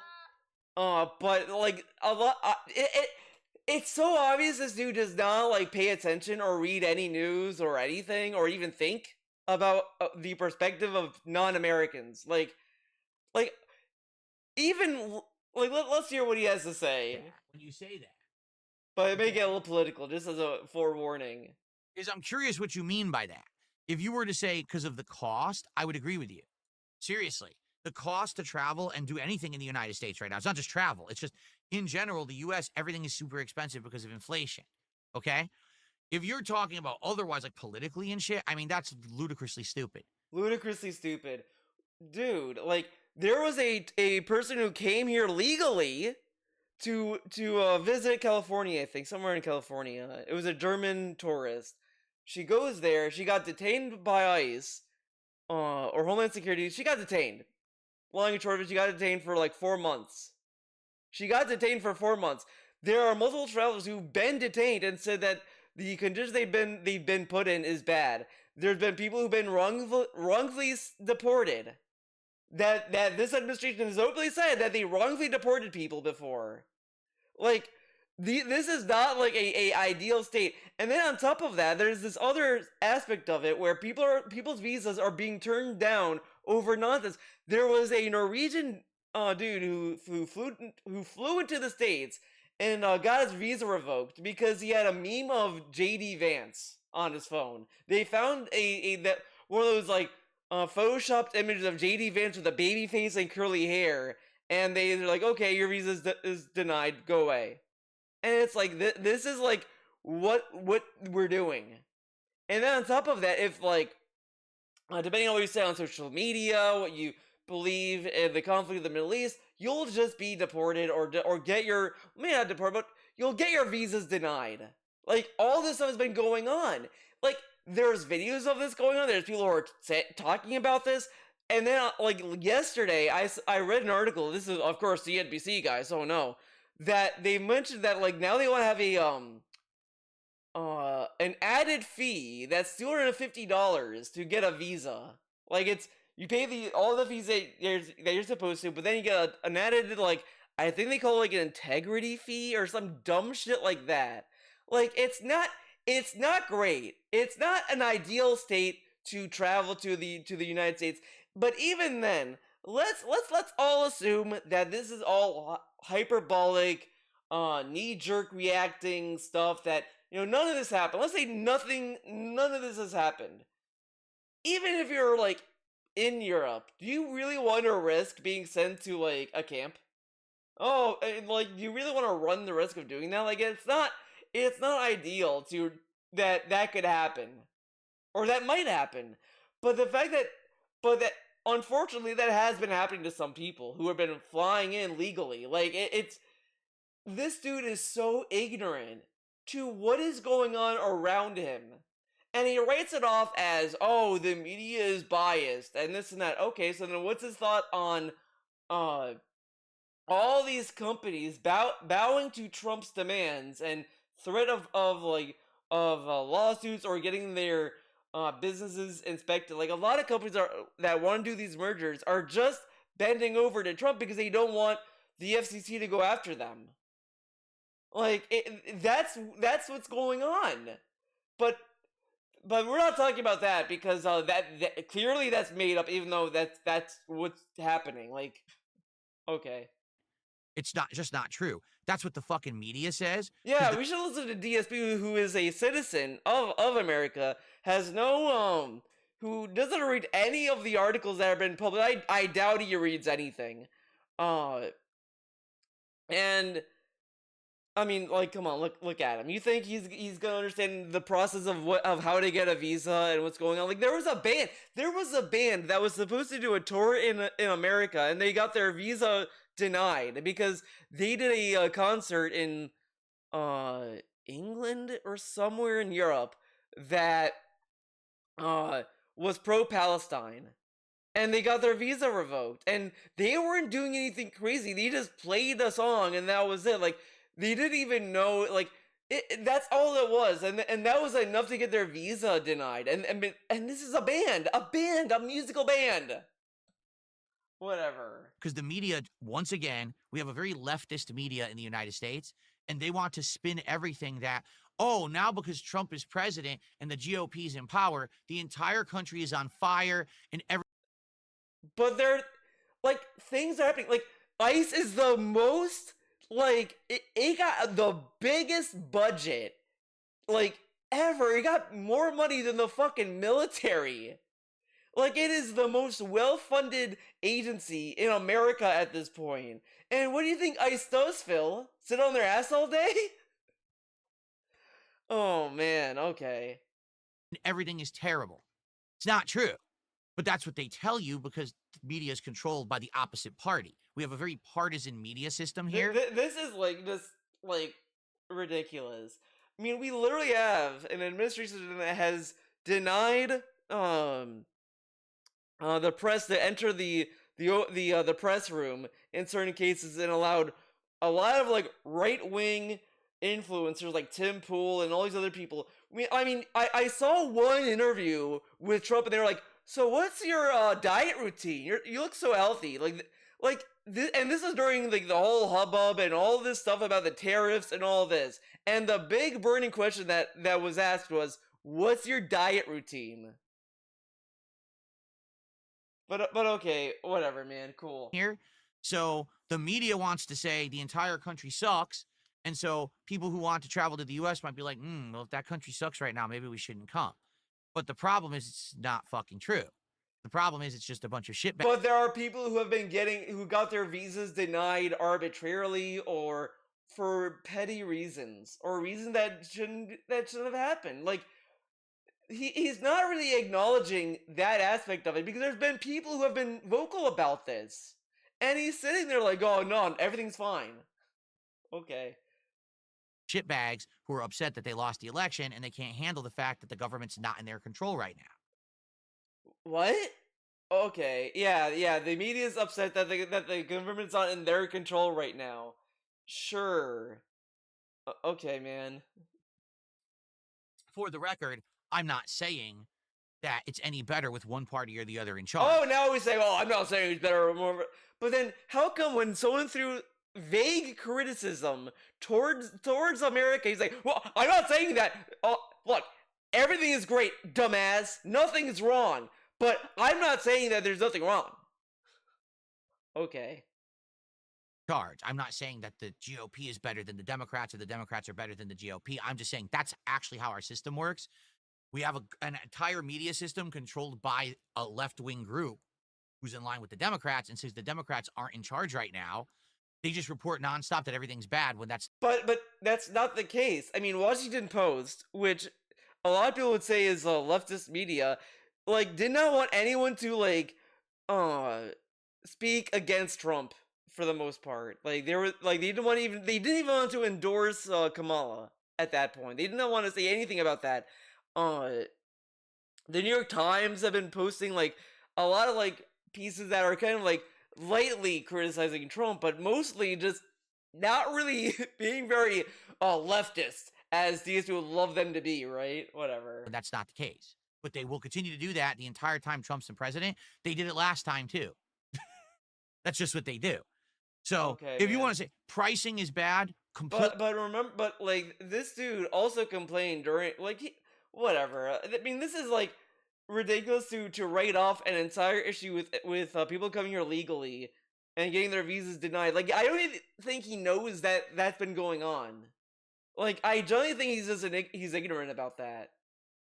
Like, but even then, even if we ignore all these people's visas being denied and all these other issues that's going on with ICE and all this other stuff, uh, it's still a lot of money to come here. I mean, again, they added another fee for people that come into the country legally. I mean, whatever.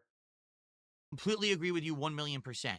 Every price of everything is way too expensive right now. So if pricing's the reason, I get it. But if people are like, I don't want to travel to the US for Evo because, you know, I heard that people are getting deported and I don't like Trump and maybe the country's bad right now. That's the stupidest thing I've ever fucking heard. But they've openly, like, I mean, come on, dude. Like, just like, read something.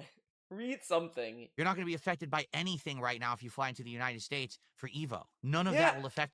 Unless you have a picture of JD Vance with a baby face. That's bad. That's like the worst thing you could ever have on your phone. I mean, it's pretty bad. Right? You in any way, shape, or form. Unless you're flying in illegally and trying to smuggle your way in. Okay, maybe then ICE is going to get you. Stuff has been happening to people who came here legally, though. I'm like, this dude is so, like, ignorant about what is going on with half the stuff with people flying in. I mean, of course, there will always be people flying into the U.S. anyway for business reasons or whatever. But I do think at some point there's gonna be a drop in tourism in general. I mean, I vaguely do remember there was a report saying tourism is mostly down as it is. And I think this is probably going to be why moving forward, probably. But we'll see. I mean, of course, there's going to be people who have to come here for business reasons and this and that. But we'll see what happens. I mean, I mean, if we're going to play extremes, of course, 100% of tourists are not going to get in trouble, obviously. But there's going to be a percentage. And the fact that people who got a visa legally are getting their visas denied for ridiculous reasons. That's not good. That's not a good thing to be happening. But whatever. Okay. All right, but if you're actually doing everything legally, there's nothing to worry about, which is what everyone should have been doing to begin with. But people have been doing anyway, this. Let's Whatever. continue. We have Old Ugly Bastard who did a $5 super chat and says, I'm getting close to finishing Bonanza. I highly recommend focusing on the main objectives during your streams. The game I could do that. I think that's it for. Really represent that game well because. I think that's it for the Evo stuff. Oh, let's see here. But yeah, that's my political take. Politics is over. I tipped $1. Someone tipped $1.25 says, did you just really do a 30-minute segment to say the internet allows you to play people all over the world instead of going to an event? That was one of the things I said out of many. We talked about financial concerns. We talked about the fact that the event has 4 events now instead of just one. Like, did you have your fingers in your ears? Or listen better next time. I don't know what else to say. Okay. And then you like drift off, right? Put it out of your ass if you eat it. Thanks for the helpful. I got a $2 tip. Right. It doesn't change that people don't want to come per se. Oh, someone replied. So we may go back into more politics talk, guys. Sit tight. Even if you think they're stupid, it doesn't change that people don't want to come. Perception shift. Oh my god. Oh my god. He reads Jade's posts flawlessly. Jade could say, I write fly by tomorrow, con. And he'll read that perfectly and understand what Jade said. But this dude is saying, you may think that they're dumb, which is the media. Okay, the media is dumb. But that doesn't change the fact that people may not want to come to America because of the perception. Which is true. Because, and that's what I said before, like, even if you ignore and say that, like, let's say that the media was overblowing what's going on. And you know, let's assume that. I do think it's still a decent concern for people who are flying to any other country because, again, like, I mean, like the fact. I mean, even oh my god, this. But nobody would want to go to a country and with the risk of getting deported or getting their visa denied for having a silly picture of for having a meme on their phone.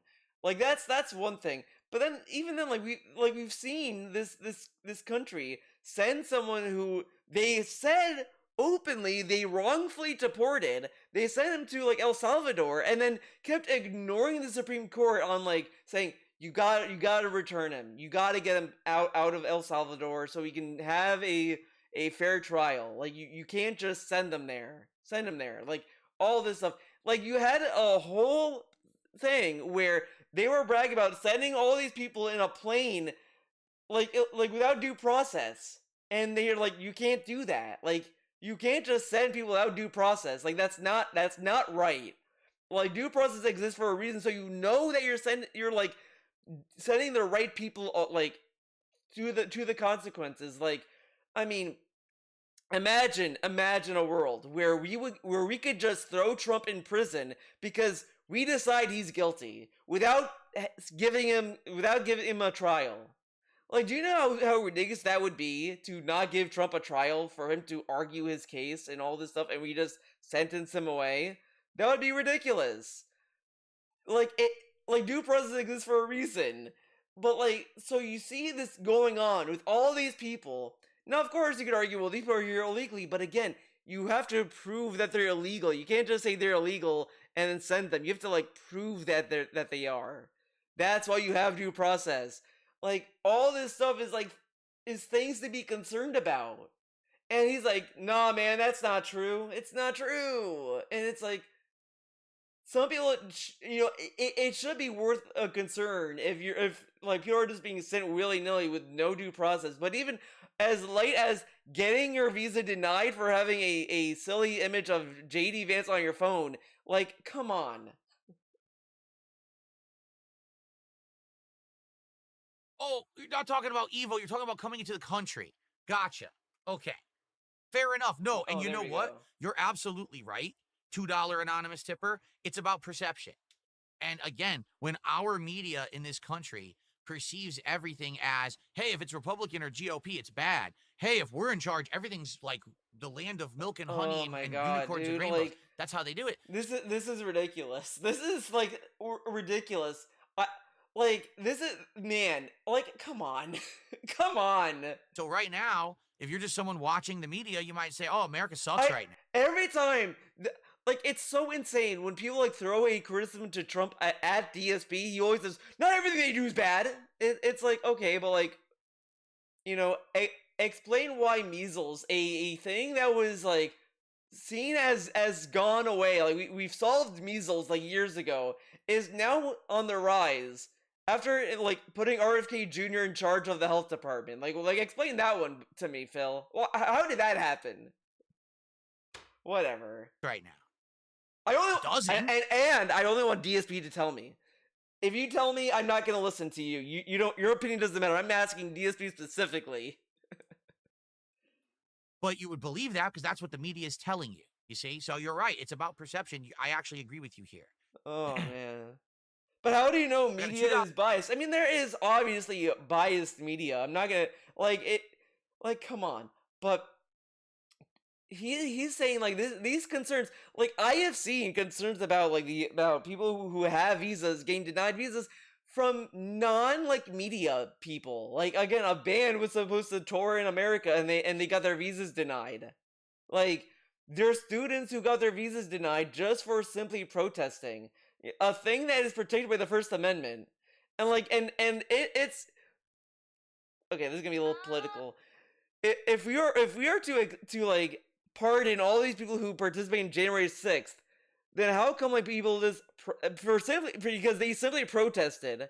Then how come these other people are protesting are able to get repercussions for protesting? Like that seems kind of like biased there then, but like it. That's as far as I'll go. Again, I want DSP to tell me. I'm not looking for your opinion. Only DSP. I want DSP to explain that to me. $2 tip. Okay, can we move on, please? Did I miss you talking about iDubbbz going broke and having to sell his house? What the fuck are you talking about? Why would I ever be Oh talking my about God. iDubbbz? What? What? Oh, they You're on the wrong show. There's Kino Casino probably talks about that. How about Yeah, but he's asking if you talked about it. He probably knows because you talked about it, but he's asking you if you talked about it. But whatever. Okay, I think that's it. I don't think we're gonna talk about Evo ever again. I don't think he's live now. Yeah, he shouldn't be talking now. You know what? Let's see the outro for DK Bonanza. Well, let's see his closing thoughts. Is he gonna say, "I like it better than I did the other day"? so much snow? But a stunt show. This is a great spot. Silly. Oh, it's stuck.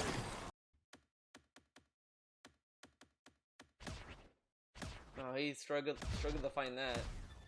And next time we'll resume right from here, right at the beginning of the freezer layer. All right. Freezer layer. Yeah, I know. I saw the rhino, but I didn't see Cranky. So Cranky might have been hidden then, and we missed him. I guess when we go back, someone said we have to go back to go to the other half. Maybe when we go back, we'll find him. It sucks that we didn't get him there. Yeah, all right, and I got a $2 tip. $2. Final tip of the day: look up from the rhino. Cranky was in the sky. Oh, I missed him. All right, we'll have to look for him later. Oh wow, hand holding. Next time when we go back there, because I'm already in the frozen stage. Okay, thank you guys. So today, another 2.5 hours / 3 hours of Donkey Kong Bonanza. It was way more of the same. Now, I didn't get every item. I know I missed some, but dude, it was still way more of the same. Honestly, the game is way easy, and there's just not much to it right now besides Collectathon. Now that we're in the frozen level, hopefully there's more. People keep assuring me that the further I get into the game, it's going to get better. I'll be honest, now we're around 9 hours in. I'm still not, like, impressed, and my jaw's not dropping. At the same time, it's a passable game. Like, I am having some fun playing it, but man, it's a passable and there's just not a lot of substance. But he hit the goal, so I'm hoping there will be must more mean the further something. we get. But man, it's that just must kind mean of something. like He the hit the same goal thing over and over. I'm scratching my head. He hit the goal though. Why they made the game like that, I don't know. But anyway, I hope you guys enjoyed. Thank you all, obviously, for the support. There will be more coming later this week. Hopefully now. All right, that's that, guys. Let's see. Man.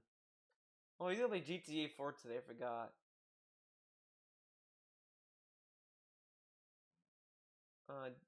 DK Bonanza returns, okay. Man, these thumbnails.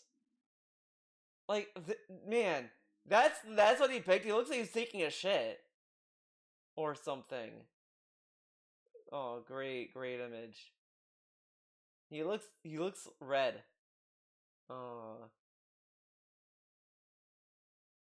Yeah, another clown mode. Yeah. And then, you know, his Minecraft, the placement of his Minecraft face cam is so weird. No, never mind. I feel like there was a Minecraft stream where like he like was cut off at the shoulders. Because I remember it looked weird, but I don't know if that's like the restream I saw it on. I did not see the Indivestments Day thing. RTU's chip, accessory cables, and more. Some nice fan art and crazy trash.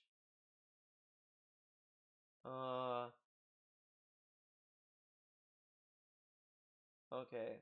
Let's I'm back. It is time to continue with Indivestments Day. We have cleaned out 1/40th of my closet in the first hour. Would it have made sense to have the camera like more like focused on the closet? Like this would be the camera for the closet, like just the closet. You know what I'm saying? And it would reach like this, like it would have this ratio. Like would it be like this side of the screen? But I guess that would take a little bit of brain power. Basically, just going through the old consoles and boxes, and I just got rid of a whole bunch of them. Look at this trash. So that's good. We're going to continue now with that top shelf and then head further down into a bunch of other stuff, I okay? mean, well, whatever. I mean, Mario should get Kart another 64 did a $2 shelf super for chat my and says, books. "Did you have WWF ice cream or pillows in the 90s?" Yes. Okay, I'm Yeah. gonna move ahead. Okay, can we like? Do you think you could ever possibly look better than Oh my this? god. A Philomania t-shirt, a original closet clean out 3 years ago. People had no clue that I had. No way. No way. So this was one of the hidden gems of my original closet clean out 3 years ago. I don't know if I said this, but I was thinking it. At least it was a thought in my head. I knew this dude. All the stuff he claimed to throw out and all this stuff, he didn't throw it out. He just put it right back in the closet. But okay. People had no clue that I had this. I had forgotten that I had I mean, had maybe you threw out some Okay? stuff, but I think you this. kept a lot of Is, these I same believe, the Machinima Xbox that they sent me as one of their top stuff. is. Okay. Fooled you all. This is my Xbox 360. Remember, this is the one I made in my history as a what? Look at the destruction. Anyway, And that goes right back in the closet. We're not throwing that out. You know, the thing he doesn't even use. Like, come on, man. so there was a time, the date when Doom Eternal came out. I think it was like 2019, 2020. It was during COVID, right? So at the time that COVID was going on, Hori, that's right, this company, Hori, Wait. they contacted me.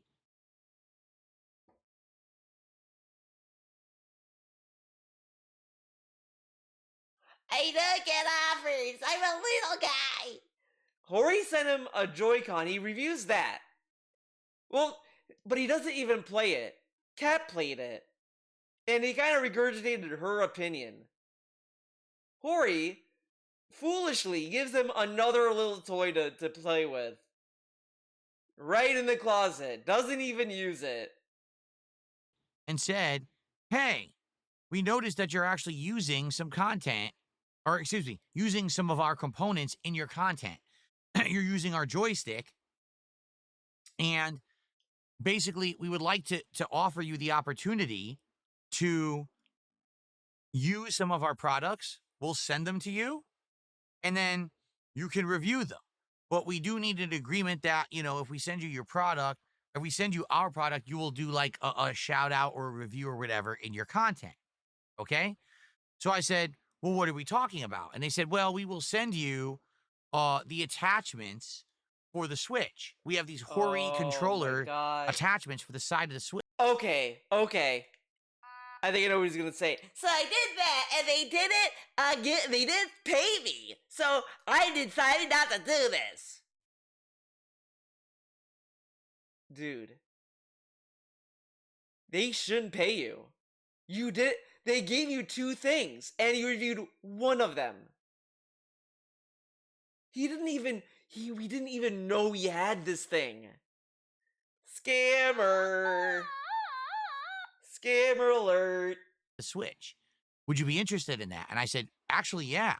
Like, that sounds good because the Switch, I don't like the Joy-Cons. I think the Joy-Cons are not, You don't use as them! good as You they don't should use them, be. though! They have drifting joysticks. Sure." So they sent me these Hori attachments, these controller attachments. They feel more like an Xbox controller for the Switch. I used them, I reviewed them, and my wife used them too, and I kind of put that into my video about it, okay? So I put that out, and then Hori just started sending me shit. I didn't ask for it.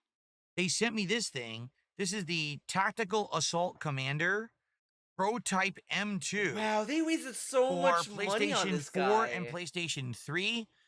I would assume it probably works with PlayStation 5, but I don't know. What it is a mouse and left-hand keyboard So combo. you know how he complained about like this? Oh, I use controller, it sucks. I should use the mouse pad. I can't wait for Doom Dark Ages. I could use computer, keyboard, and mouse. Why didn't he use this thing? I like he had this thing as an option and he doesn't use it. He didn't use it. I love using keyboard and mouse. Gets this thing, doesn't use it. combo.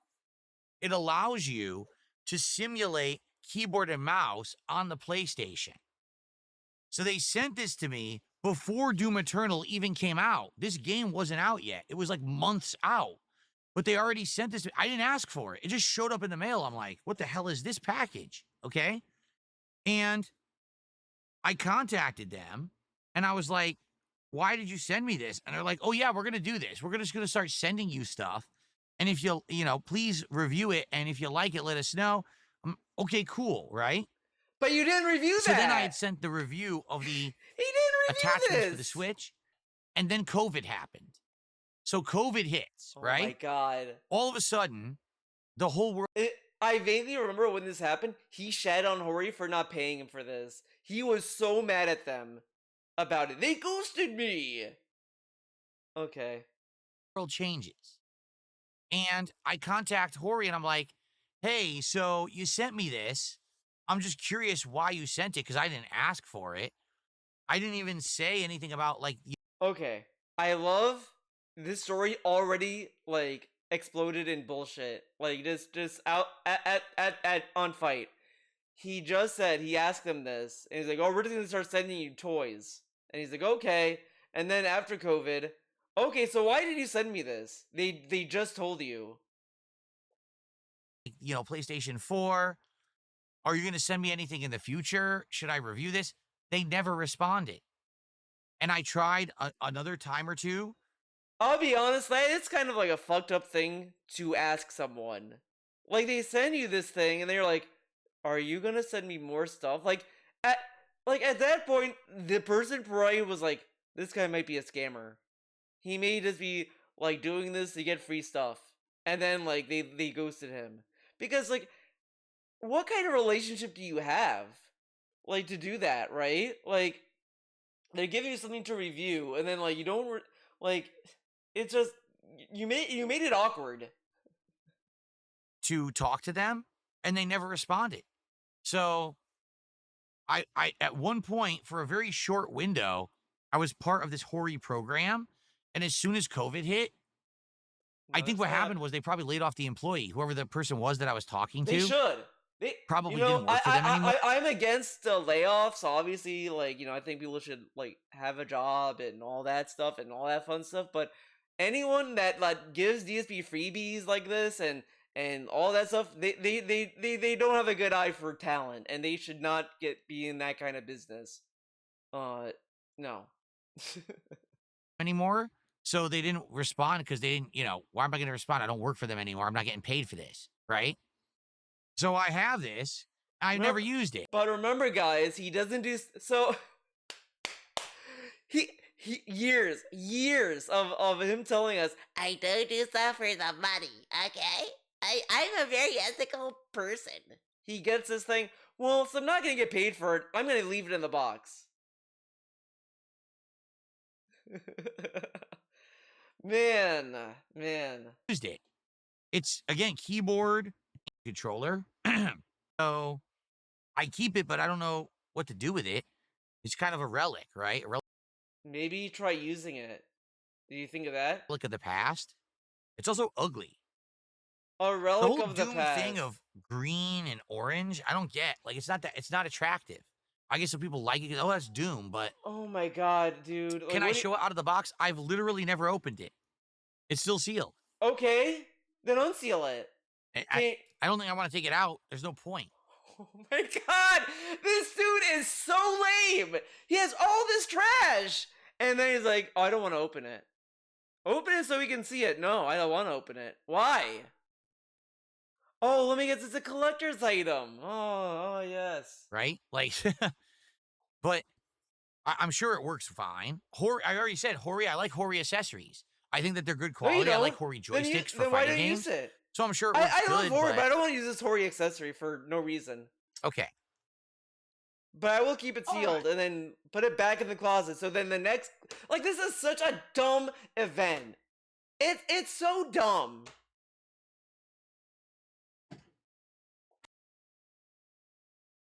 Smart Wi-Fi. This strip right here is the one that's behind me right now. Okay. Yeah. All right.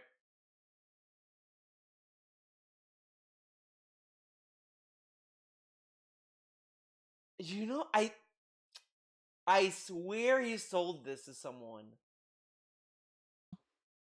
And it doesn't really have any Or maybe I'm thinking of the value. gravity It's just a gun. small plastic replica. Yeah, I might be thinking of the gravity gun. The reason that I stopped is from 2012 old now. Movies, widescreen one. Because I thought, oh, I could use this. I could go on trips and I could watch Oh, okay, movies. Samsung.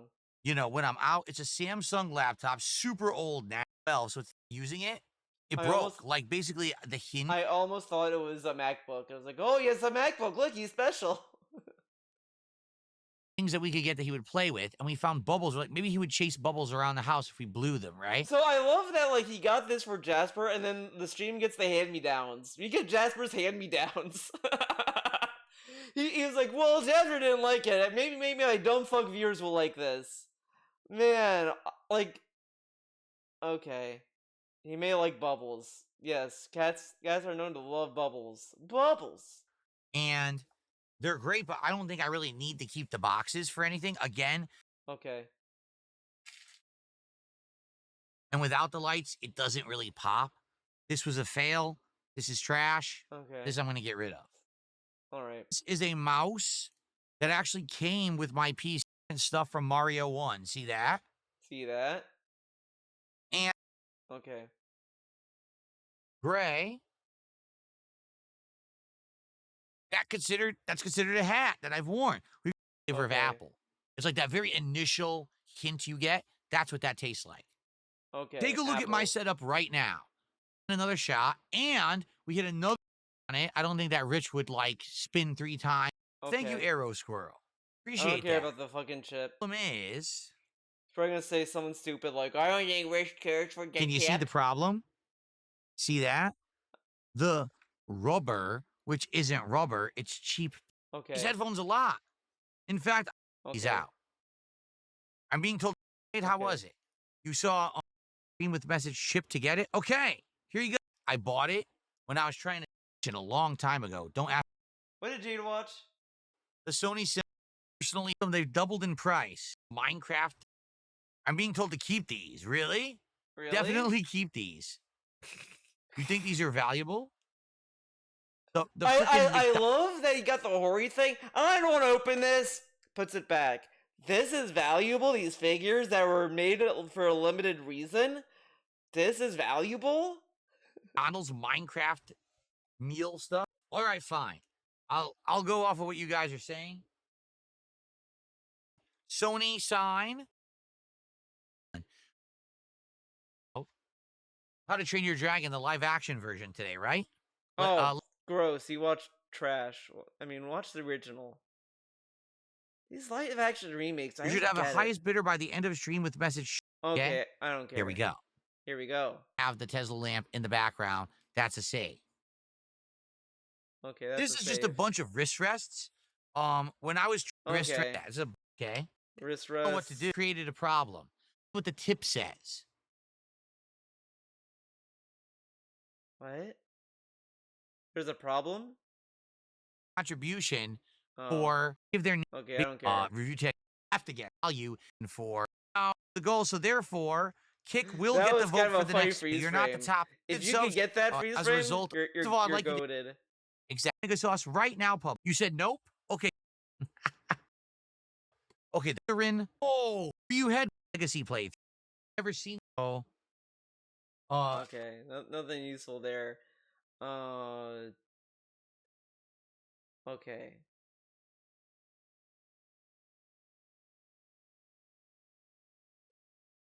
I didn't see the Wii U box, but that might have been early on, and it is what it is. Tons of consoles. Okay. Okay, everyone. Well, welcome Okay, back everyone. to DSP's. Use this joystick ever again. Because I'm not going to play fighting games on Xbox. It's either going to be Okay. equivalent of $6.72. Right. $6.72. Fine. No crazy stuff here, just being nuts, okay? So here we go. This is the original launch Xbox One. I'll open it up and take a quick look at it. Okay. Wanted controller. I actually put the 20. They're on. New one now. Breaking that. That I'm keeping. Wait, what? Why? Well, for now, I guess I'll keep this. At the very least, I don't think I'm going to throw it out. Not vibrating. I would just put this box on top of it, and I used it for like 2-3 years doing that. Crazy. So I actually used this to weigh it down and turn it on there. Here you go. Oh. So it's Oh, the yeah, because entire launch console of Xbox One. Yeah, the controller like day one edition or whatever the fuck. Yeah, keep on. So do you want to know what I've used this for holding that recently? box. So I got a new one now. I have a new air conditioner, but the old air conditioner I used to have in my room, it's an indoor air conditioner. You know, it sits on your floor, plugs it to your window. So it was old and it would Didn't vibrate like we- crazy. Whatever. So I actually used this to wait. For now, I Okay. guess I'll keep this at the very 2013 Xbox launch, All right. reading stuff properly and started ejecting discs. So there you go. So eventually, someone actually donated a, Okay. and it probably I'll eventually get I rid of always it, think trade he's it in gonna somewhere. rewrite. But so the I'm keeping these donation two stories. consoles for sure. Okay. Let's see here. Okay. Eating a hot with that. Okay. No. Would it be GTA? No. I do. Come on, bring out more trash. Oh my god, there's more sitting down than trash. Come on. If I can break it down, if it has styrofoam in it or whatever, if it has anything else in it, I don't think it does. Okay. It is a thing for me. Right? Oh, so I pull this because I threw out. It's nice. Crap. Okay. I can put it like that.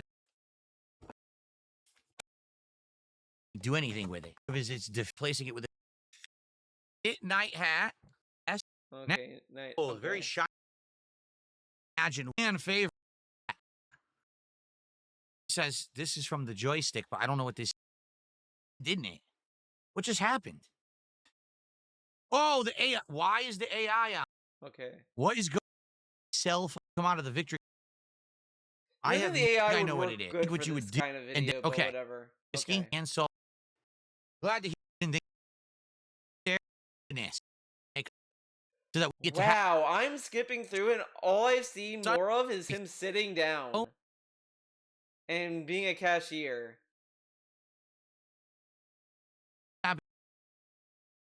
say, how do I look?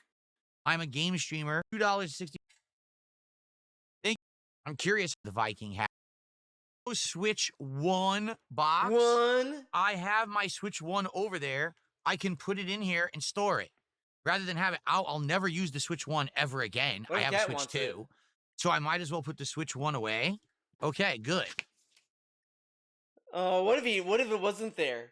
He lied to us all along. Why put it there? Why whatever. Looks like Okay. the console itself and the two Joy-Cons go on top. Dude, there's a million things in here. What is this?